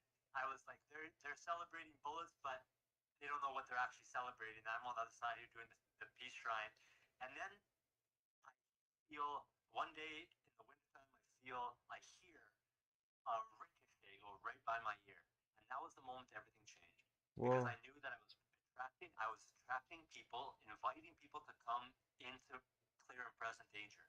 I started talking to the police station immediately, and they started treating me like shit, like I'm an idiot.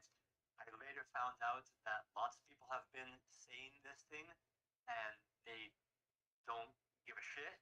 And then I kept on going up the ranks, and they kept on ignoring me and gaslighting me. And I finally went to City Hall during a police commission meeting. And it was like 5 commissioners, the chief of police, and 2 city councilors, and I presented my case. It's clear and present danger. I almost got shot. At least do a fucking investigation. Not only that, but in my private investigation, I discovered that the other shooting range had to get a $2 million bill just 5 years ago to upgrade the safety because there were bullets going into houses on the north side of the city. Whoa! So I'm like, you have a facility that you can just move the 15% that's left of your police training that doesn't shoot at the main shooting range, to at least centralize the shooting in an urban park, in a national park.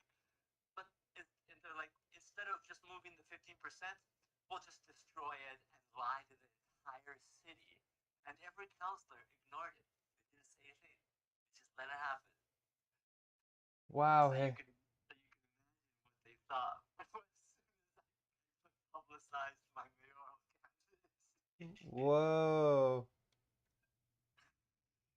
And everyone knows what's happening. Like 60,000 people in my city knew about the shrine because of the viral images that went viral from a photographer. Over 5,000 people visited the shrine.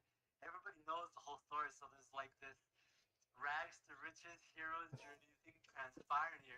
It's gorgeous, but yet still no one's like, my ratio on my Facebook lives are like, I got 1,000 views just in the last 2 hours since I took my tonight's live stream. I got 5,000 views, 6,000 views on my first live stream. So I got about 20,000 views, and none of the other candidates are even doing anything. They're hoping that they can sail across the finish line with their brand and name recognition, essentially. So Interesting. if advice is epic.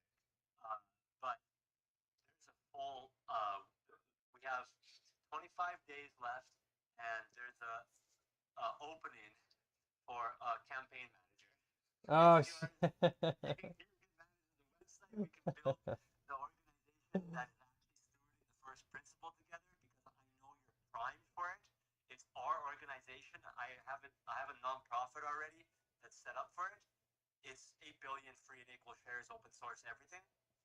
Uh, and I haven't even begun to build the website. I'm basically building my mayoral candidacy as a quasi prime minister candidacy, as a quasi Humanity United is the nonprofit organization. But even that is just like, we're gonna need like 6 different types of enterprises kind of thing to bring it all together. Okay, I'm writing it down. GPTD, yes.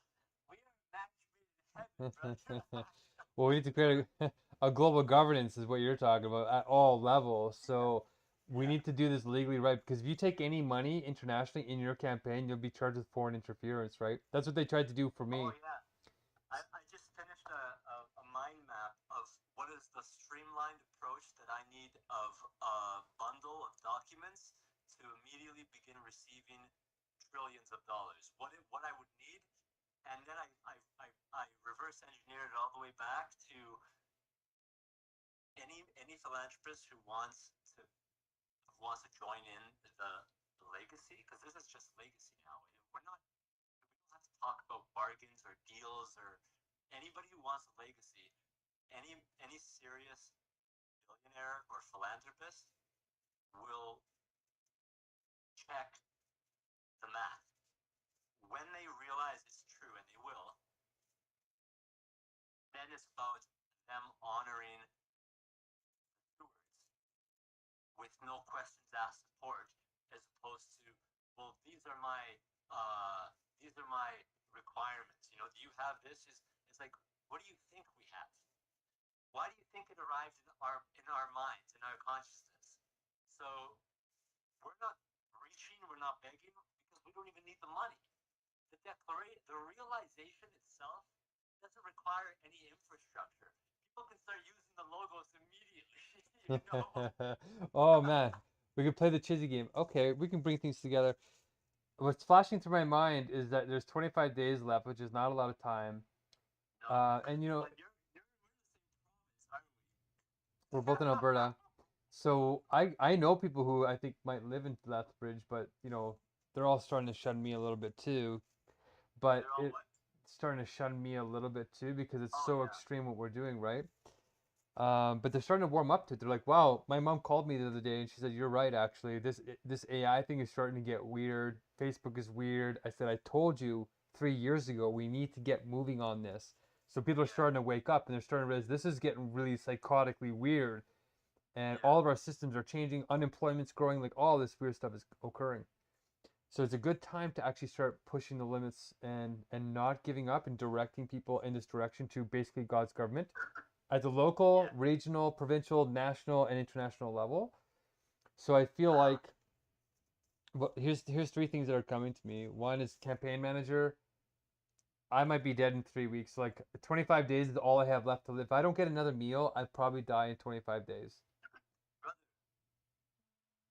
imagine I am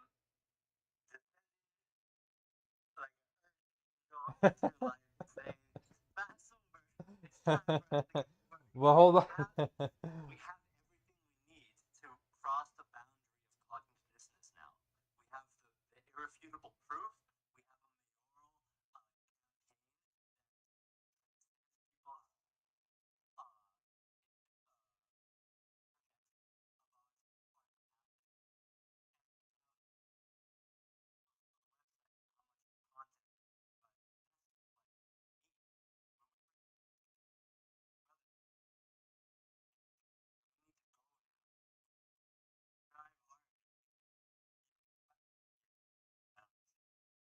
Well, let me think here, because I tied my hunger strike to the Supreme Court of Canada. So we have the mayoral candidacy, but we also have the Supreme Court of Canada, which is potentially $10 million. And then we also have this proof of truth and publishing this stuff. And I feel like the hunger strike has criterion to it. So the infinity key should be a part of a problem solution implementation framework. So on your website. Can I share one thing before anything else? Yeah. Some more context, because I have like things lined up Okay. throughout until the elections in my mind, and every day is like perfect unfolding that I'm able to produce a speech and a web page to back me up on the speech, and then I have mayoral events, like 7 mayoral events but they're all fucking they're all such bullshit. They have I did one candidates meet and greet and immediately saw through the whole thing. They have the whole thing structured. I made a scroll that I didn't publish, but it's called the election theater, and it's like the UFC, the Octagon, a martial arts contest, Right. where the fighters are hyped up. They're doing their branding videos. There's drama between them, and they never fight. There's never a fight. There's no debate. There's no dialogue. There's no in-depth discourse. There's no questions and answers. It's just this charade that never actually allows them to prove their intelligence. Exactly, mirage. So, so I'm like, okay, there's one only mayoral forum. One day, 3 hours, probably 15 minutes of talk time to select the mayor. Everything else is candidates and mayor, and I think their strategy has been to add 15, what did I call phantom candidates, so that, oh, sorry, we have so many candidates, talk time for presentations goes from 10 minutes to 5 minutes to 2 minutes, and then we got what? TikTok democracy is what we got. Yeah. They're trying to control it just like that, and then the incumbent, through name recognition, gets reelected. That's right. Genius. So my intention is to host a mayoral focused forum with the community. The people host it, and if the other mayors don't show up, I'd be happy to answer everyone's questions. But it has to be like that in any case. So last thing I was going to say, which was like what I was actually going to start with saying, I have the papers ready to go print, to go scream Eureka at the university and throw down 500 papers down the stairwell. I have 356 emails for professors to invite them to peer review it. When I get elected as mayor, my first 3 months will be to run a citywide public and academic peer review of the Infinity Key and the 3 other pillars of what I call civic infrastructure that's required to stabilize true democracy in our community. So that's going to be an invitation as mayor to all the professors to peer review it. The students will peer review the professor's peer review, and together they'll translate the results to the community. So when I email this to the 356 professors, this isn't like, oh, please peer review it. It's like Lethbridge is going to begin receiving billions of dollars in research and development funds as the first peer reviews and stewards of the first principle. You don't have to be if you don't want to, because as soon as I start sending them, I'm real close now, we just identified the top 50 highest IQ people and the top 50 most highest EQ people, and we have a network of probably like 5,000 people of all high integrity people, and this is what everyone's been searching for. It's the one thing that transcends passion projects, or like this could be the thing. It was always about the truth, and that's why we're talking right now, because you knew it was about the truth. The true. Not like this is a truly good idea. This is the truth. Capital T. Right? And I haven't deviated. Absolutely clear, right? Proven it. Proven truth. So you have this academic mind, and your awareness of the academic landscape. And that's just like I have a glimpse of the way your mind works and your familiarity of the territory that you see, you know? But that's why we're just like, yeah, yeah. So, man, I haven't communicated this much to anyone ever. So where's the? I'm gonna go over your website a little bit more, because this is very interesting timing. This might be a way to launch God's government.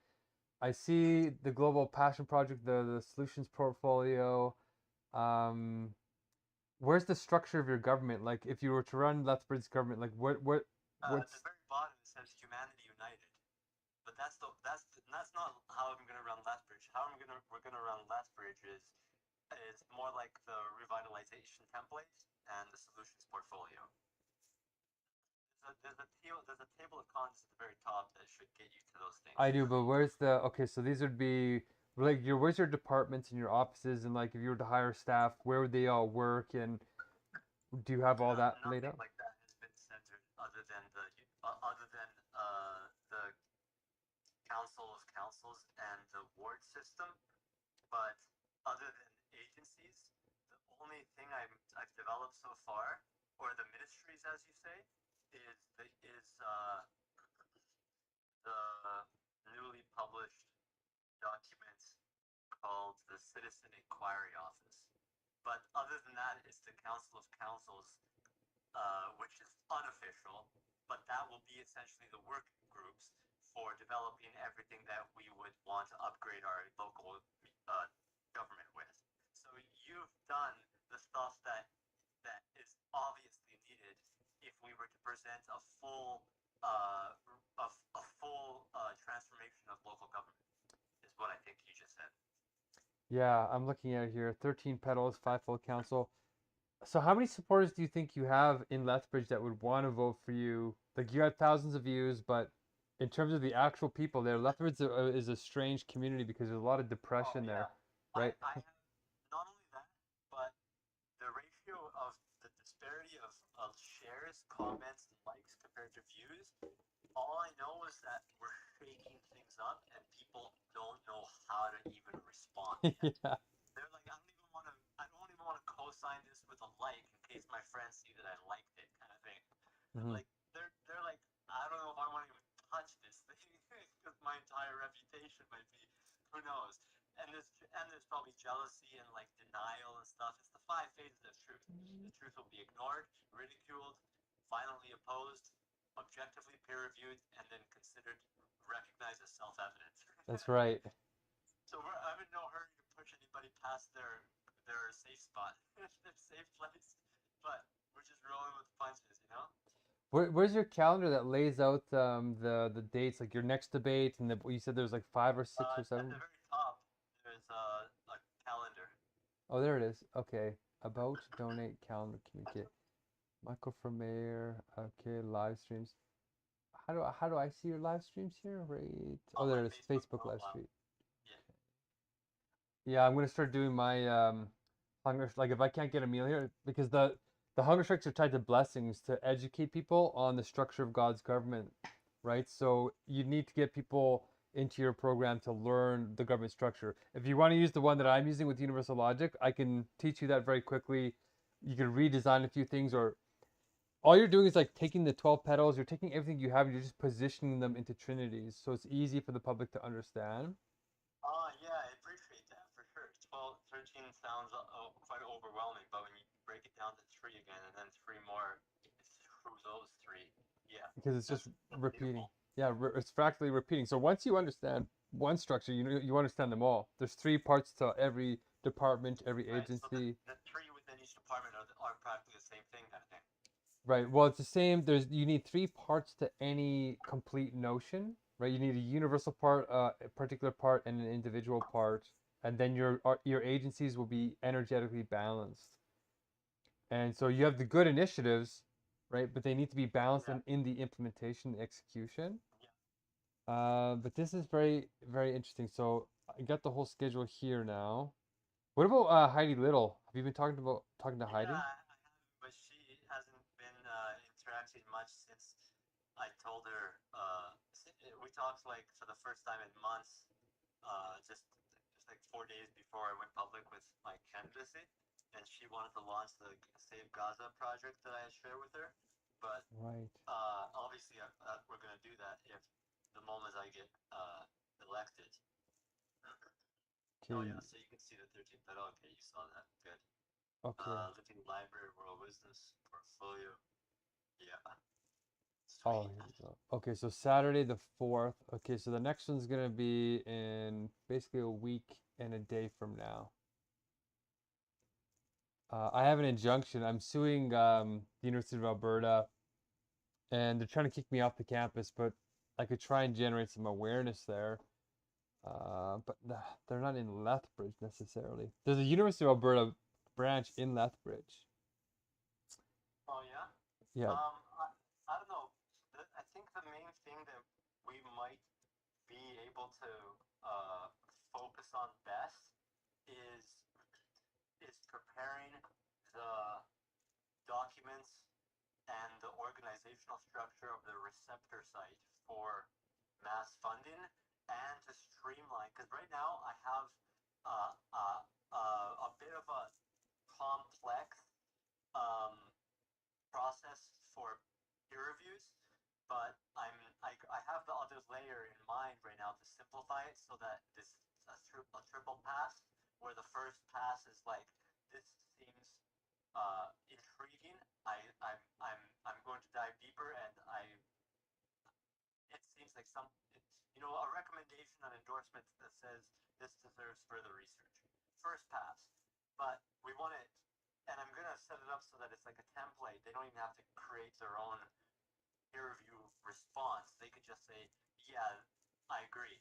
This looks like it's worthy of further research. And then the second pass is like 3 weeks of questioning and saying, I'm having troubles refuting this. Mhm. That's a good peer review but so the peer review structure, the organizational structure, and then the engagement with philanthropists and professors so that we can, because the biggest snowball is going to be to begin receiving one or two or three credible peer reviews from accredited thinkers. The moment it's not me and AI, everything changes. Do you know anybody that might be interested in peer reviewing? Well, it's fine. We're trying to do the same thing now, actually, and we do actually have a couple of priests that are looking over this proof of truth, and then we can just put the key, the infinity key, along with it and see what they think. So you're right. Getting the academics on board is the hard part. Have you tried publishing? Yeah. Yeah, academics. I know it's like, especially because we're dealing with something that is, it's so weird because it's like it's something that you know that they would want to be involved in, but yet at the first layers are more primal and egoic, you know? Like shit. Like, I don't know. There's a lot of layers. There's a lot of layers, but we just we normalize it by making it unignorable, essentially. Yeah, that's what Okay. we're doing. That's right. So making it accredited so that it's more credible. I see here that you also have meet your candidate on September 29th in like 2 days, and you get a table there. So in terms of finding an academic, yeah, that's the tough part. I was actually going to apply to Harvard. You can apply for Harvard for free now, which is interesting. Oh yeah. If you publish on academia.edu, if you get in the top 3% of publications, then they'll give you an opportunity to get peer review of 3 peer reviewers very, very quickly. That I had published some papers on academia edu, but do you have to be a paid member? I don't know. I was going to look into it myself because I was going to try and publish the proof of truth on there. I see too, though, that if you get in the philosophy journals, they cost like $3,000 a journal, so that's not really realistic. We looked into it just now this past Yeah, week. you know what I was thinking? Just go straight to the top 10 highest IQ people, knowing that they would be the most accredited, I the most tried. public. You did? I went, yeah, do you know Chris Langan? Yeah, I do. So, I mean, yeah, so he was the world's smartest man for a while. So I got on his Substack. Somebody donated $1,300 to me so I could get onto a Substack and start, influencing him to come and check out this universal logic. And he has like no real engagement. For $1,300, it promises engagement, but he doesn't engage. So it's like dead spirit. You have to pay $2,500 an hour to talk with him personally. So it's possible to meet these guys, but they're all wrapped up in their own egos, right? They're their own little silos. So I tried to do the high IQ thing. Mhm.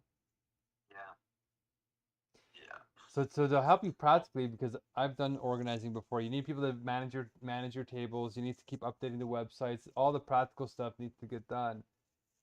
And I think this is a divine idea. The question is, if I'm on the verge of death, and yes, I won't get off unless you do the blessings, right? Unless we get people to do them, because unless we're hosting these special kinds of meetings and we're learning the two sacred sentences on how to launch a global governance model, we're gonna end up in one of five levels of consciousness, and we're gonna end up not being able to debate these normal people. They're gonna undermine the structure. So you have to have a little bit of an academic kind of background to say, actually, if you say this 12 lotus, 12 petal plan, here's the academic way to say it. And then they're going to try and make you look crazy and look like a fool. But if you do quote, peer-reviewed studies, Academic and then mythic, but two options kind of thing.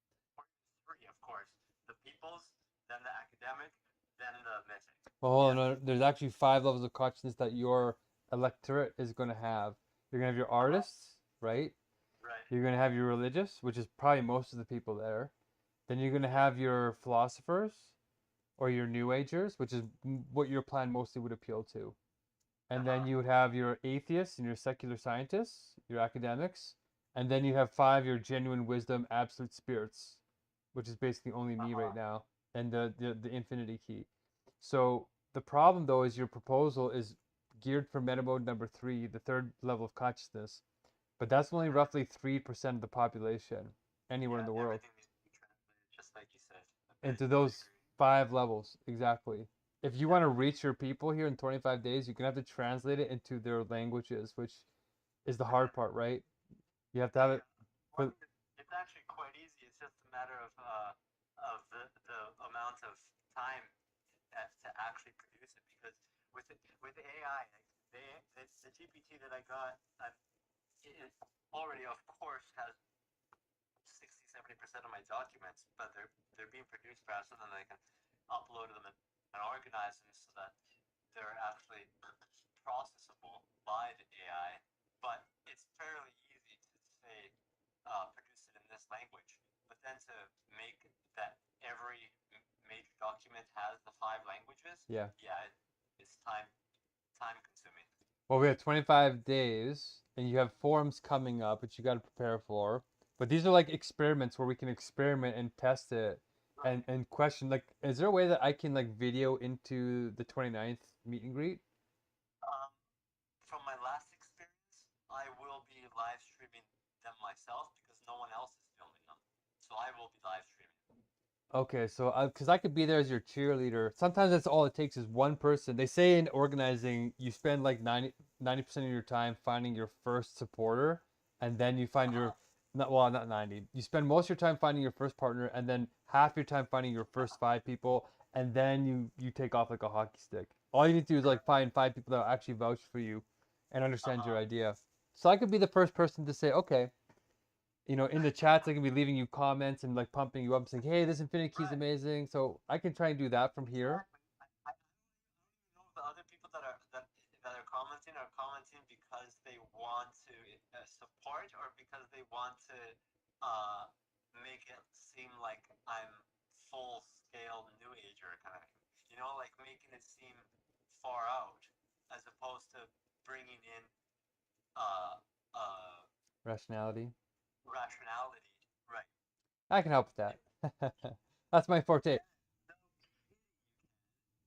I can More help than you. anyone I know. But I gotta learn how your language is, because right now it's not structured. Your brain is very close to approximating the universals, but they need to be put into trinities.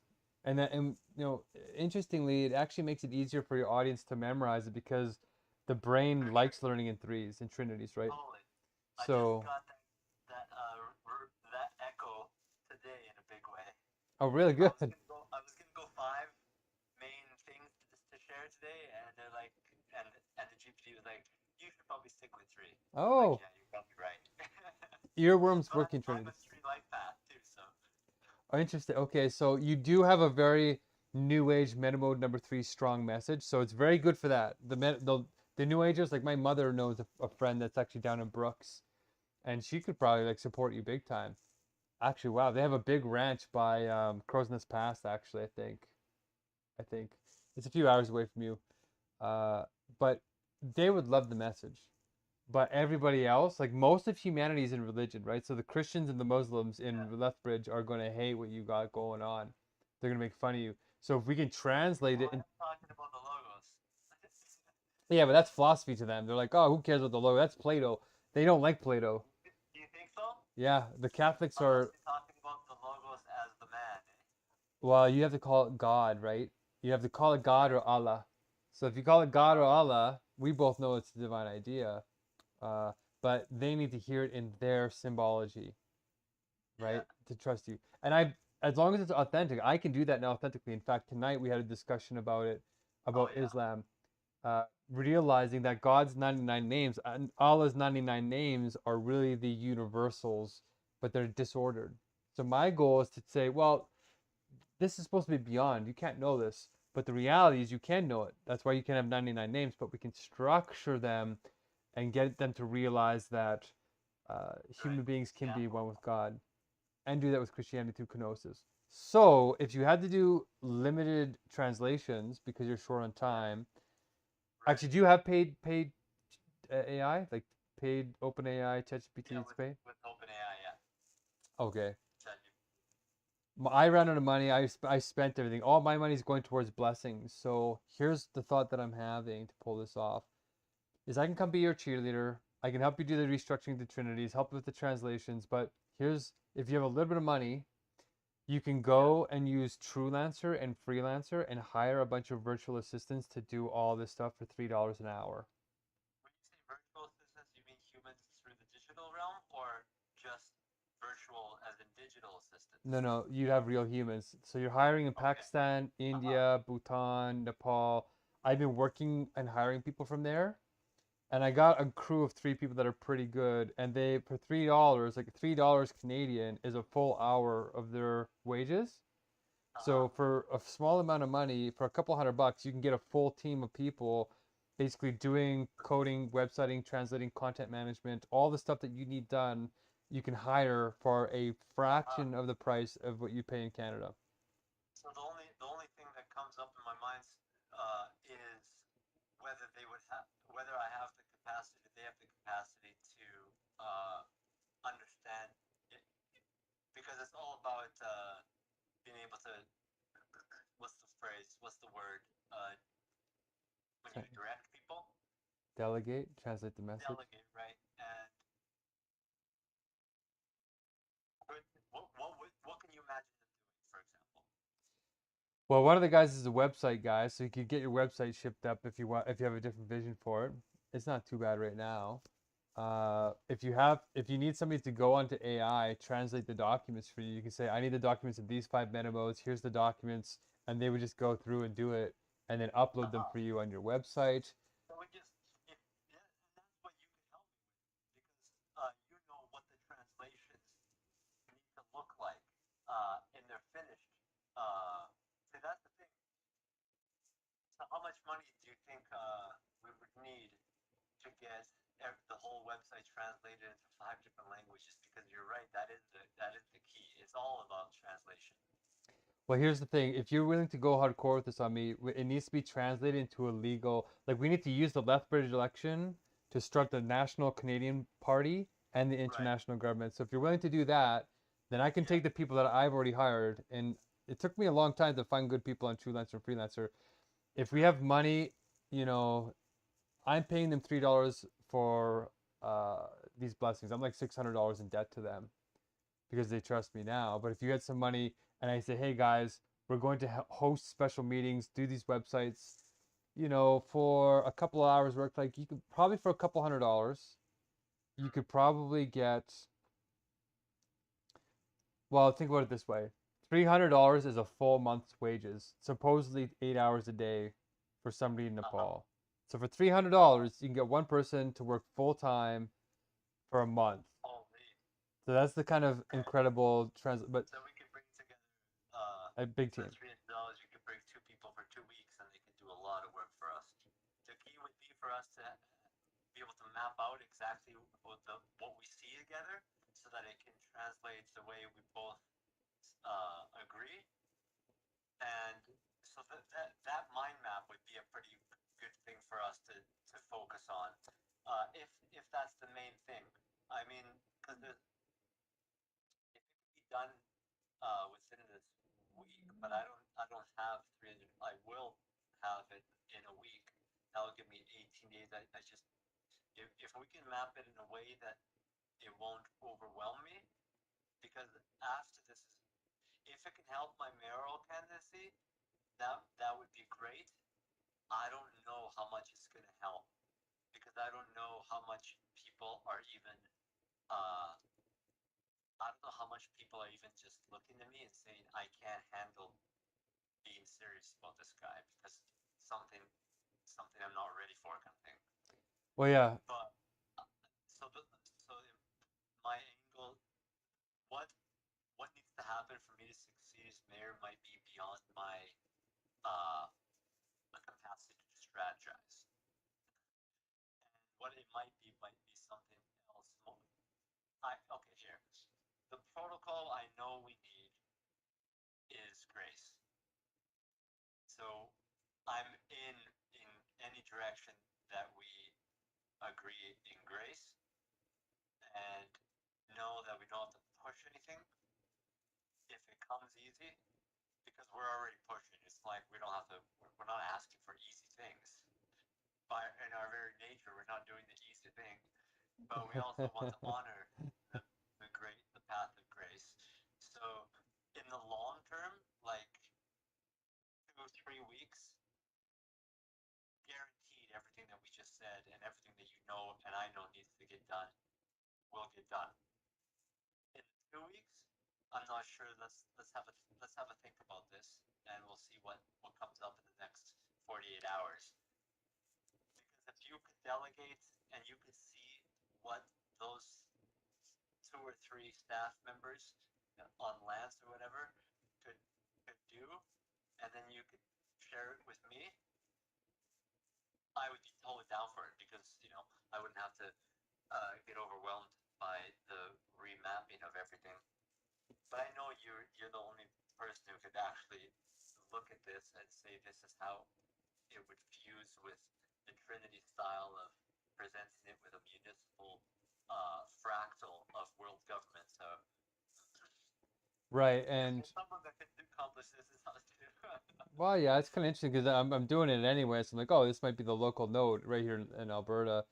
The thing is right now it's actually not that complicated. Like as long as you got all the dates and all this stuff, they're gonna run you through a whole bunch of making sure that everything is like I's are dotted, T's, everything's signed. You're right, it's unlikely that you can get elected so short in such a short period of time, but we can run a pilot of these ideas and see if we can get people on board. So the biggest thing is really your ideas have to resonate with people. And that means it's coming down to language. So the 5 meta modes are really the thing you need to change, because the way you got the site right now will turn off basically 97% of anybody who's in your area. What did you call them? The 5-minute modes or something? Meta modes. Oh, okay. So it's like, meta is about the thinking of thinking, right? So these are the 5 modes of consciousness you can think of. The lowest, and it has to go, like God's order, it has to go in this order. art first. These people are foundational, but they can't do the other ones. So it's like a one directional thing. The people on top can go down, but the people on the bottom can't go up unless they transcend. So you want to appeal to the artists in your community. That's roughly 3 to 5% are pure artists. Very, very few people are pure artists. After that, one level higher is half art, half structure or half thought, which is religion. Most of the people in Lethbridge are going to be in there. Like 85% are in religion, which is Christianity, Islam, Buddhism, Hinduism, Judaism, and Buddhism. Yeah. So you're gonna have to basically translate this into that, guaranteed. If you can only do one, that's when you should master. Then after that, the third level, higher, is where you are, which is meta mode number 3, which is New Age, abstract philosophy, Greeks, all that kind of stuff. And then one mode higher than that is actually secular science. Atheism is a higher mode because they are seeing reality as what it is, but they're fragmented. They're doing it in the right way, but the wrong content, right? So they're actually causing a lot of power. That's why they have a lot of power. They're just misusing it with a lack of wisdom. Then the highest mode is universal logic that ties them all together as one comprehensive whole to show that they actually grow into each other and they're all saying the same universal logic in like 200 different ways. So if you want to win this, you basically need to change your website to appeal to meta mode number 2. So it's actually pretty simple. We basically take your go through your main documents, and we're going to choose like 3 main ones to say, what are you doing for the Ministry of Logic, Ministry of Nature, Ministry of Spirit? Take your table of contents and show which departments in this new Trinitarian structure it fits into. And then you're going to pick the pain points. Like I'm going to go over and say, what is the main pain points of the people in Lethbridge? Do they align with the ones that you have? And then we're going to translate it, the solution. We're going to define the problems clearly. We're going to define the solution clearly, and then we're going to define the implementation clearly on each one of those. And we get AI to sort of do that. And then it's very clear. When you're communicating with people, they need to know the problem you're solving that's going to help them right away.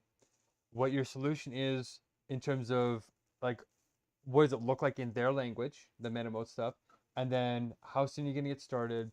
What kind of meetings are you going to have to implement this and scale it? And if you do that, then you're going to show up at these forums and you're going to surprise people, because you're not going to be the crazy, kooky, whatever. You're going to have, you could even dress up with different, you can come with different outfits almost and say, well, I'm going to be the academic, or different hats.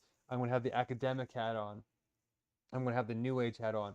I'm going to have the religious hat on, the Islamic hat. And if you dress like the actual meta modes, it actually will cause an immediate sort of identification with you. So if you have like an Islamic pin or like a Christian cross or something, that I'm going to speak as a Christian now on my platform, and you literally have that, and you're telling them, you're being explicit, you're changing the moods, and they're going to say, oh, he's looking schizophrenic now, he's doing all these different things. The reality is that the people will start to identify with you, at least a lot more than you just sticking to your one meta mode. You might get a couple of people maximum, but if you really want to try and win it, you got to surprise them by coming out with a platform in their languages and be practiced it. So that doesn't take a lot of time. In the next 2 days, if you just did that, and then we just go, don't change the website, don't do all that, just go prepare for this forum on changing the way you talk and maybe dressing a little bit, then we'll see how they respond to you, and we'll see how they're going to marginalize you and what the reception is like. And then we're going to say, oh, okay, here's the changes we should make. And in the meantime, we can start making a strategy on, I can talk to Nawaz. Nawaz is an Indian coder guy. Well, not a coder guy, commerce guy, but he knows a bunch of coders in Bangalore, which is like the Silicon Valley of India, right? So, and there's another programmer that I know that does websites. His name is Nabin. He's a little bit slower, but he might be able to change it all fairly quickly if he doesn't have a job. You've already translated the fractal that you see with him, and he's familiar with it. Yeah, exactly. Yeah, he's already realizing even how we do meetings. So the meetings are also where the secret sauce is that if you get a couple Like you have to have a funnel, right? When they come in, they can sign up to your crazy train, and then they come to a meeting, and then they get to ask more questions. And then as long as they feel psychologically safe in your space to use their language, religion, whatever, and they have something called sacred time, where everybody comes into your meetings and they each get a block of time that's equivalent to the whole meetings time divided by the number of people. So each person gets 5 minutes, 10 minutes, whatever, and they get to ask a question, and then they get to vote on your answer, which is, hey, was that a 0 out of 10 answer, or a 10 out of 10 answer, or a 1 out of 10 answer, whatever. It makes people feel heard. If you make people, the number one thing that all therapists say really causes healing is that the person you're talking to feels heard. Yeah. So as long as your meetings are designed that way, you go from problem, solution to implementation. The implementation is really, if you think about it, government is just a bunch of human meetings. If your meetings suck, if the energies of your meetings aren't balanced between getting stuff done, red energy, executor, green energy, feeling good about what you're doing as a team, influencing, spreading the word to other people and bringing them in to educate them, and then strategizing, blue energy, which is going from A to B in short term, intermediate term, and long term goals. If you don't have those four energies, your campaign goes nowhere. So, what we got to do is make that funnel, change the way that you're communicating so your funnel is as wide as possible across those 5 levels of consciousness. Yeah. Organize it into 3-part structures that are earworms for people to memorize quickly, and then stop being the crazy guy and start being the holy crap. That guy's making a lot of sense because he's speaking my language in 5 different ways, and he's plugging me into, oh, his government's going to be super hyper coherent. We're going to do this, this, this, this, and this by this and this and this and this dates, and it affects you, which you're trying to do on your website already. Then you're starting to approach universality. And we can actually, you still have like 6 sessions to tweak it. So the first one's probably going to be botched, and we're probably going to learn a lot about people making fun, but we're going to learn a lot because we're going to be watching for how the meta modes affect them. And then depending on how they respond, for the next forum, we're going to answer all the critiques that they have. And we're going to make better sound points for them. Like somebody might say, I don't care about all this garbage. I care about this thing. And then we're going to be like, oh, we're going to put that thing into your speech for the next forum, and then you're going to get those people. And that rapid innovation. I'd be surprised if I get any interaction at all because people, there's so many layers of I mean, Q&A is really the best because then I can recall the best answer in a way that I think they, in the language that they speak. But with the website, it's where you never hear about the complaint. They just don't engage. Okay, right? okay. That's okay. But the forum will expose you to some people. If here's the thing too, I think if you're gonna work with me, we should call the movement One World Spirit, because One World Spirit is that meta mode number 2. If you have to appeal to one base, spirit is like the most universal word that appeals to the most amount of people. If you call it One World Spirit, it has that nice kind of like soft touch to it where it's kind of new agey, but One World Spirit is also a religious term. So if you have crosses and Islamic symbols on your table, then people will interpret the word spirit not in the new agey way. They'll interpret it as the Holy Spirit, the Holy Ghost, that kind of thing. If you have to name it something, One World Spirit is like the sort of catch-all, and it's sort of a nice, gentle way for people to come into the non-political side of it to ask questions. And then you can also call it New World Spirit if you're going to be doing the actual mayoral. Actually, you might need to call it New World Spirit right off the bat. It might work for you because you're coming with new ideas. But if you did that, then I could bridge you with the One World Spirit, New World Spirit, Fair World Spirit international sort of vision, and then use Lethbridge as a node to really start getting this proof of truth, this infinity key, this new kind of education going on the grassroots level, but the local government level, municipal level, then the provincial level with my provincial court cases, and then the national Canada level. The only thing I get a little bit overwhelmed of is to introduce another ecosystem, like of a movement or a larger idea, because already it's like there's so much information coming in. I could sort your information very quickly because you're not quite coherent yet, but you're in the right direction. But to sort your stuff wouldn't take that long. It's like, okay, all you have to do is go put it in this trinity, this, like go into the ministry and say this ministry, like it won't take too long. And AI, once you code it with the right trinity structure, can do the sorting for you. You just put your document in there and say, put it into this department structure, and it might actually do it very, very quickly. And you can also say, and when you're doing that, can you please translate into 5 different languages at the same time? So you get like 5 different versions into each department. Only. The biggest thing has been to bring the content all together, and then the final crown is to have the uh, the actual framework to organize it all through. And you might as well go big, right? So the what was it? Logic, spirit, and Nature. environment, eh? In nature, yeah. So logic, nature, or logic in this order. By the way, your ministry has to be in this order. It starts with logic, ministry of logic, ministry of nature, ministry of spirit. No one else is going to pretty much have it in that order.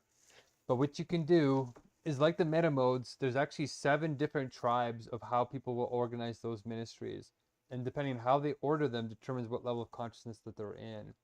So depending on which tribe they're in, you can tailor your speech in terms of the meta modes, right? Art, religion, philosophy, science, and genuine wisdom. And you can tailor it for which tribe they're in, which conceptual order or disorder that they're in.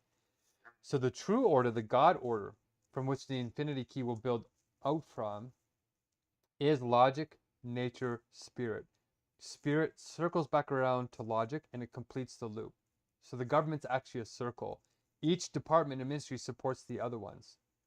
So what you want to do is see, does anybody in the crowd understand that order? If they do, you want to focus on them because they're the closest to God or the truth. They'll take the least amount of education. People that are in tribe 1 and 2 are the most fragmented, and people in tribe 3 and 4 are like a half and half. So depending on where they say they are, you can really very quickly through asking their meta mode and their tribe know exactly where to like reach them on their issues.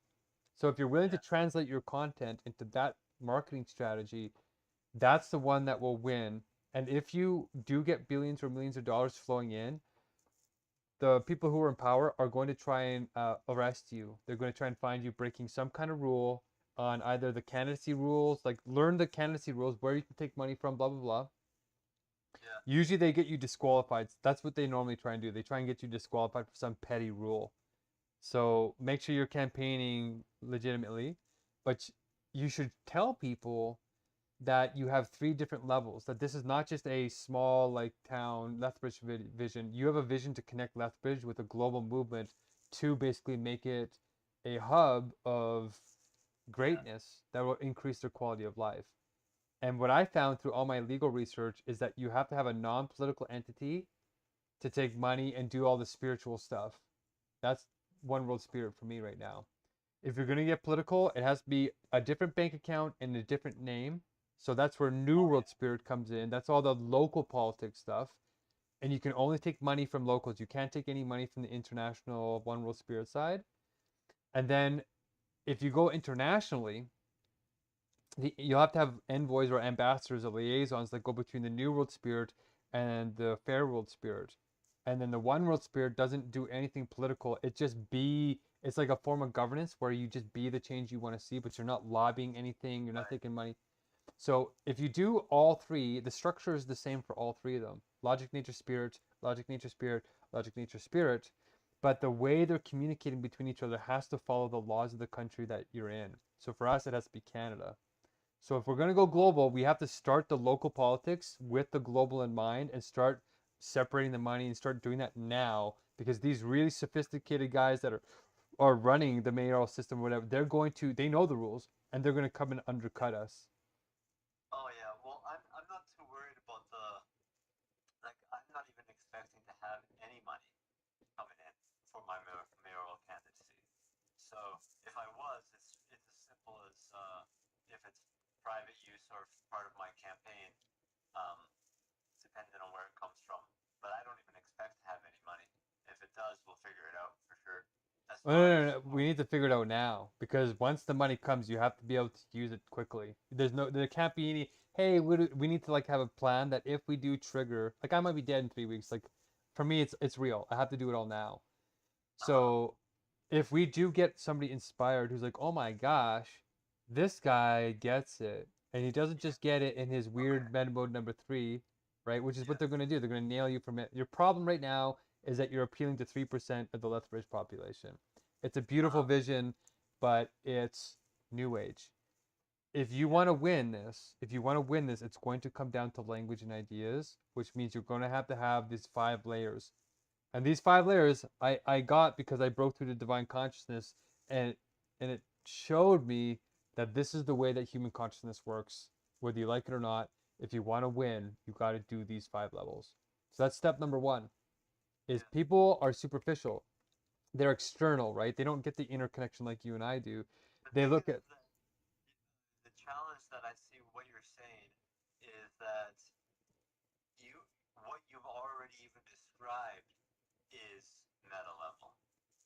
You know, like so the question is how do you frame it so that they only see their level? that's it. The moment they see more than one level, then they're like, this guy's out of this world. So that's why I think you need to change the website first of all, where the first thing that comes on is a very simple page of basically one option. It's like, I don't know, it's like use green. Green's like a very loving color.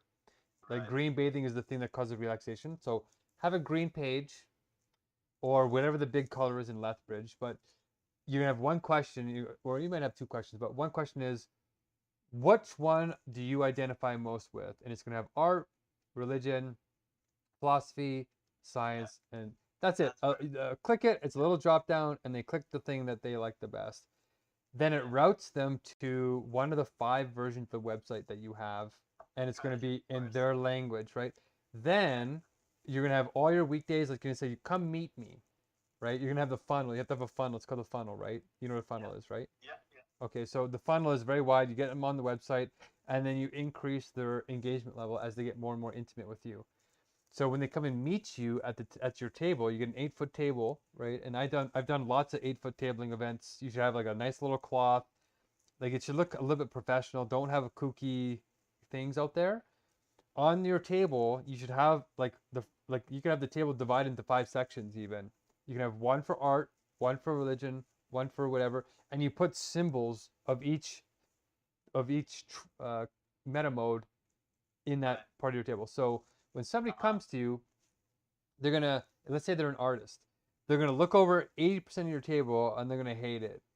But then they're gonna see at the end of your table, oh, there are 5 or 6 symbols there that I really like. There's a painting there. There's a whatever there. Or if they're religious, right? They're passing by your table. They don't care about art. They hate 80% of your table. Oh, but there's a Christian cross there, and there's a bunch of like things that they resonate with, whether they're Protestant or Catholic. You should have a Catholic item. You should have a Protestant item, and you should have, for the Christians anyway, you should actually have 2 types of Catholic and 1 type of. If you can get an item for every Protestant version of Christianity, that would be amazing. But you should have an Islamic one. You should have 1 symbol for all major religions, right? 1 for Islam, 1 for Judaism, 1 for Buddhism, 1 for Hinduism, and 1 for Christianity. But within Christianity, you can subdivide it into its 2 main branches, right? So if you do that, if you organize your table into that structure, and then you take your normal the platform that you have right now, and you give it a sliver too, so you're authentic with your meta mode, right? Then you have your symbols there, the rocks, stuff like that. Then no matter who passes by your table, they're going to see one thing that's going to catch their eye, and it might make them curious enough to ask a question about it. Oh, I thought you were the crazy new age guy. Why do you have a Christian cross on your table? And then that opens a discussion. You say, well, I'm actually translating this into the Bible as well, and here's all the biblical passages of how I'm communicating my platform. I wonder what would be the best thing to have, because I don't have stuff, but maybe a photo or something I could print out, even a quote about the logos in each of the meta modes. You can ask ChatGPT exactly, and it can bring up a bunch of passages for you. Then you lay those out. In terms of, because I think maybe the best thing to do is map out those meta modes, and then what terms of how to organize my front page, so that, because I really like that funnel aspect of the 5 meta modes. That seems like the easiest way to beautify and simplify my front page. But then organizing which of the documents are linked in the different meta modes, that will be interesting. It'll be interesting to see what, yeah, if you can send me a template of what that multi-layered, you said logic, nature, environment, and spirit, and those go through the, so if you can list the 5 meta modes, and then I could probably figure out the rest if, yeah, I don't know, maybe you should just start a conversation with my GPT, and yeah, oh, you don't have GPT right now. Yeah, I ran out of money, but if you give me your login, I could try and use yours if you trust me. Uh-huh. Or I can send you the template so that you can do it. Yeah. And it seems like a lot right now, but honestly, everything else in your mind that you have to do is a waste of time if you don't get the language down. So just scratch all that extra stuff and say, hey, we have one 8-foot table to fill up in 2 days from now. I'm going to talk to a couple of computer coder guys to see if they can use ChatGPT to do the translations for your web. That's it. We have 3 things to do. Prepare for the 29th, right, to sit at a table. You're going to learn the meta modes, and we're going to start putting a couple of your documents in there and see if ChatGPT translates it. And just take it one day at a time. And, you know, if we make that happen, it's not going to be successful. So let's get our expectations realistic. We're just going to learn. And then depending on what happens, we're going to start preparing for the next one.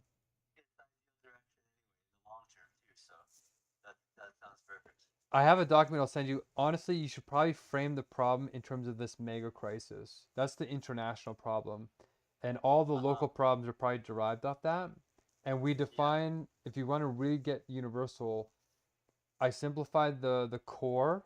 We call it the core in terms of a 42-point sort of 1.5-minute speech. You could summarize 42 points in a minute and a half.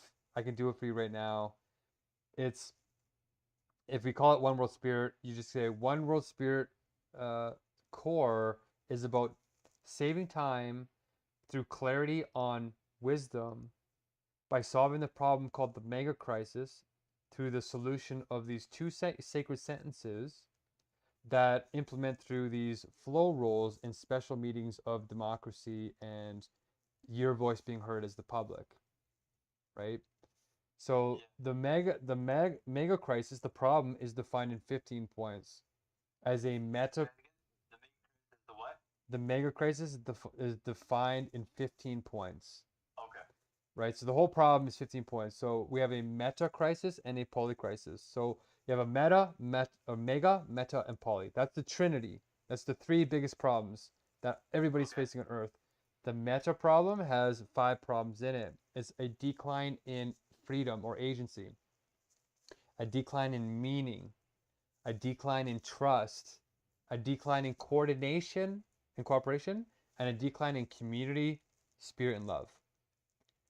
That's the meta crisis, and the heart of that, the real root problem, is actually fragmented consciousness of culture. Okay, that's generating the lack of trust and all that. If we can't cooperate and coordinate, then we can't generate real ideas to solve the more material problem, which is the polycrisis, which is AI taking jobs and potentially killing all of us. Number 2 is CRISPR, genetic editing and healing, healthcare. World War III and wars forming like potentially conscription that'll disrupt our communities. Climate change is the 4th one. And the last one is mental health, which is becoming a crisis in itself. All those together, that's 14 points. The solution to all of those is 1 point. Point 15 is universal logic. It solves the heart of the crisis, which is fragmented consciousness, and it helps solve the meta and the poly all at once. All that follows the same order. So we implement that order as 2 sacred sentences, a solution that goes like this: One World Spirit meetings follows sacred time, empowering people with the rights to flow using universal tools. That's the empowerment sentence that you give to people. Then the content of the movement is one world spirit is our inner government with the ultimate goal of flow states for all using universal logic. So nobody's going to understand what that means. That's the kooky kind of thing. But if you translate those two sentences into art, religion, philosophy, science, and then genuine wisdom, it will make more sense to them. What you heard it was in meta mode number 5, the highest mode, right? So then they say, okay, wait, you got the problem is defined, the solution is defined. How do you carry this out? Well, flow role, you carry them out in good meetings with flow roles of getting stuff done, executors, relationship builders, strategists, and influencers. In your mayoral departments, you're going to have a department for each one of those 4 roles, and you're going to make meetings with your constituents of the city, right? Where they can give real, honest feedback, and they get time to do that. And then your flow role staff will filter the priorities and then report back to the public in what's called the rights to flow, where they have a right to clear goals, a right to immediate feedback, a right to challenge level matching skill levels, and right to clear rules. So that's a little more advanced. But anyway, that's the implementation. If your meetings are good, then your solutions will be implemented in a good way. That's all 42 points. It took me a little bit longer than a minute and a half because I explained it more, but it can be said with no interruptions in a minute and a half. And then it gives people a very wide array of like, oh, I only care about climate change and I'm religious. Cool. You can talk to them on just that issue. Somebody might be like, I don't care about climate. I care about decline in freedom. I don't feel free in this society. Okay, great. You'll get the super spiritualist who like, I don't care about any of this human crap. I care about fragmented consciousness in the inner world. It doesn't matter who they are.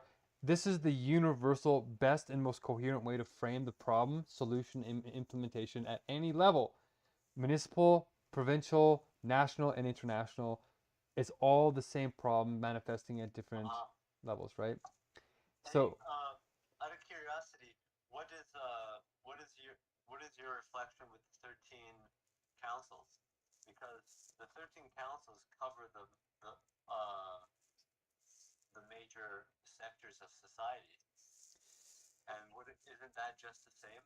yeah, exactly. So all it is it's out of order. That's the only thing. So if we put it into order, and not just in a linear order, but it's actually supposed to be nested. So there's like a horizontal and there's a vertical order that this needs to be put in into trinities. So the first highest trinity is missing, right? It's logic, nature, spirit. Environment and ecology is like the nature, but environment and ecology needs to get itself into a trinity of mechanics, inorganic, and organic matter. So you need to divide. I look at the 13 as a circle, right? But it's just vertically presented. Okay, where's the circle picture? Where's that one? There's no circle picture. I'm just saying when I think about it. Okay, what's the beginning and the end? Where do they connect is the circle? Where's the beginning? There is no beginning. It's just a circle, and these are the zodiacs. Okay. Is there an order on the circle? Like, are they in a certain order on the circle? Not necessarily. Okay. There could be, but yeah, it needs to be. they're all just equally valuable, and the center is leadership. Or empowerment, which is at the base of real leadership, exactly. So I think empowerment, leadership, and well, future as well. Well, actually, at the center of leadership is actually wisdom, and then wisdom is based on clarity. Yeah. What are we clear on? The truth. What is the truth? Yeah. Universal logic, which is the structure and the order of these departments, right? Of the chaos. Of the chaos, yeah, or ordering the chaos into order, ordering the disorder.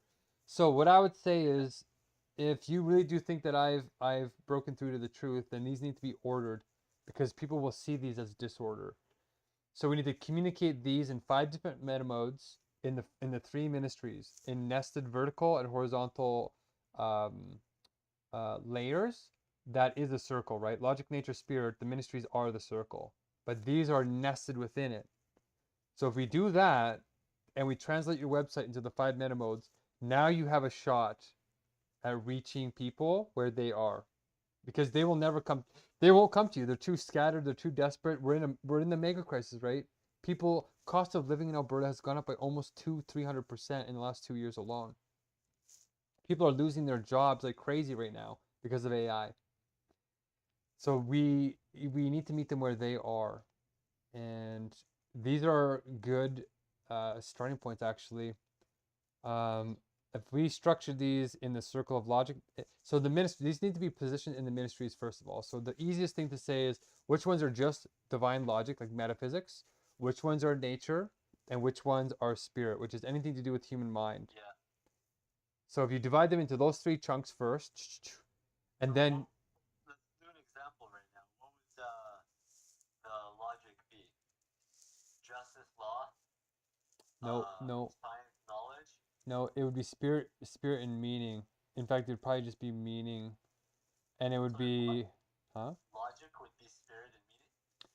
Logic would be spirit, meaning, like not spirit and like not concrete spirit, it's abstract spirit. So it would be, I thought one of them is logic, environment, and spirit. So wouldn't spirit be in spirit meaning? yeah, that's why I'm saying that spirituality, what you're calling spirituality here, the base of spirituality is the universal logic, right? Because spirit is just us in the ministry of spirit returning back to the logic.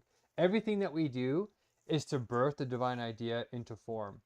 So the ministry of logic is like a museum of our learning what the divine idea is and its purity. So that's pure divine idea, which is universal logic, which is just this order. So if you have the order, then it's like the blueprint of how we structure everything. So the blueprint in its pure form is the ministry of logic. And every time human beings make a new discovery that adds to the divine idea, it goes into the museum, it goes into the ministry of logic. So the process, the messy part of discovering or debating and dialoguing, like what is the next divine idea? What is the next idea of innovation that'll restructure the relationships in our society to be more blessed? This is what spirit is. And then once we discover that idea in that pure form, then it goes into mystery of logic, where people can learn it purely. And then nature is the same logic, except that we want to have interventions on the mechanical level, which is like, the inner, it's like pre-chemistry, it's like physics. Then it's about chemistry, and then it's about biology and animals and ecosystems, ecology, basically.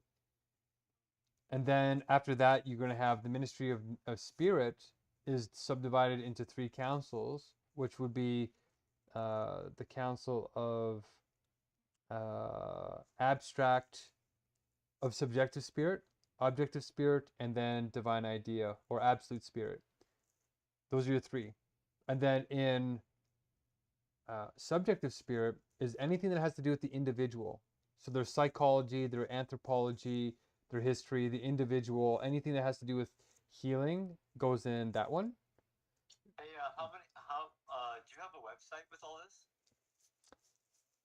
Or a document or something? I do have the document, so I could send that to you. I have one massive document that I'll send you. Visualize it would be helpful as well. But because you're going meta level now, and it's a bit overwhelming. I need to stabilize it on the 5 meta modes that you said, and then even just to see a little bit of how that would translate for the front page content of it, or even the website, just so I can start imagining what it might look like. Because at minimal, I know that there's way too much information on my front page. But yeah.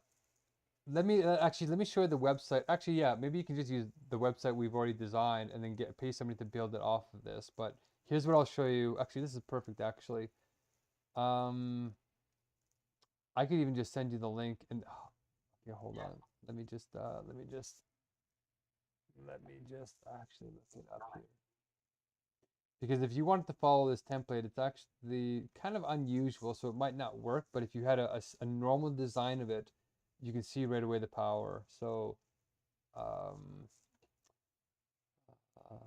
the good website is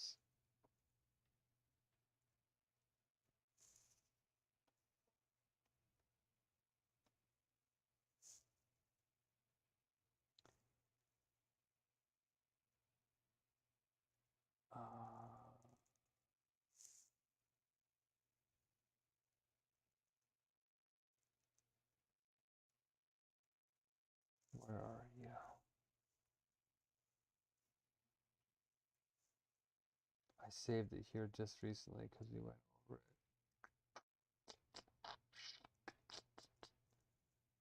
it. And it's brave of you to get into politics. This is great. Very rarely do you get a spiritualist going into hardcore politics.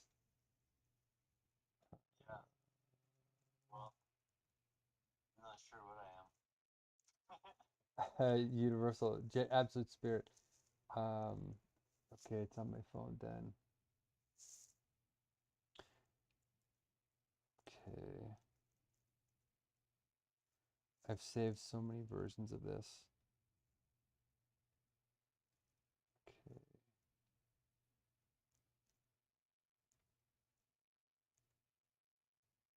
Come on, can I find it?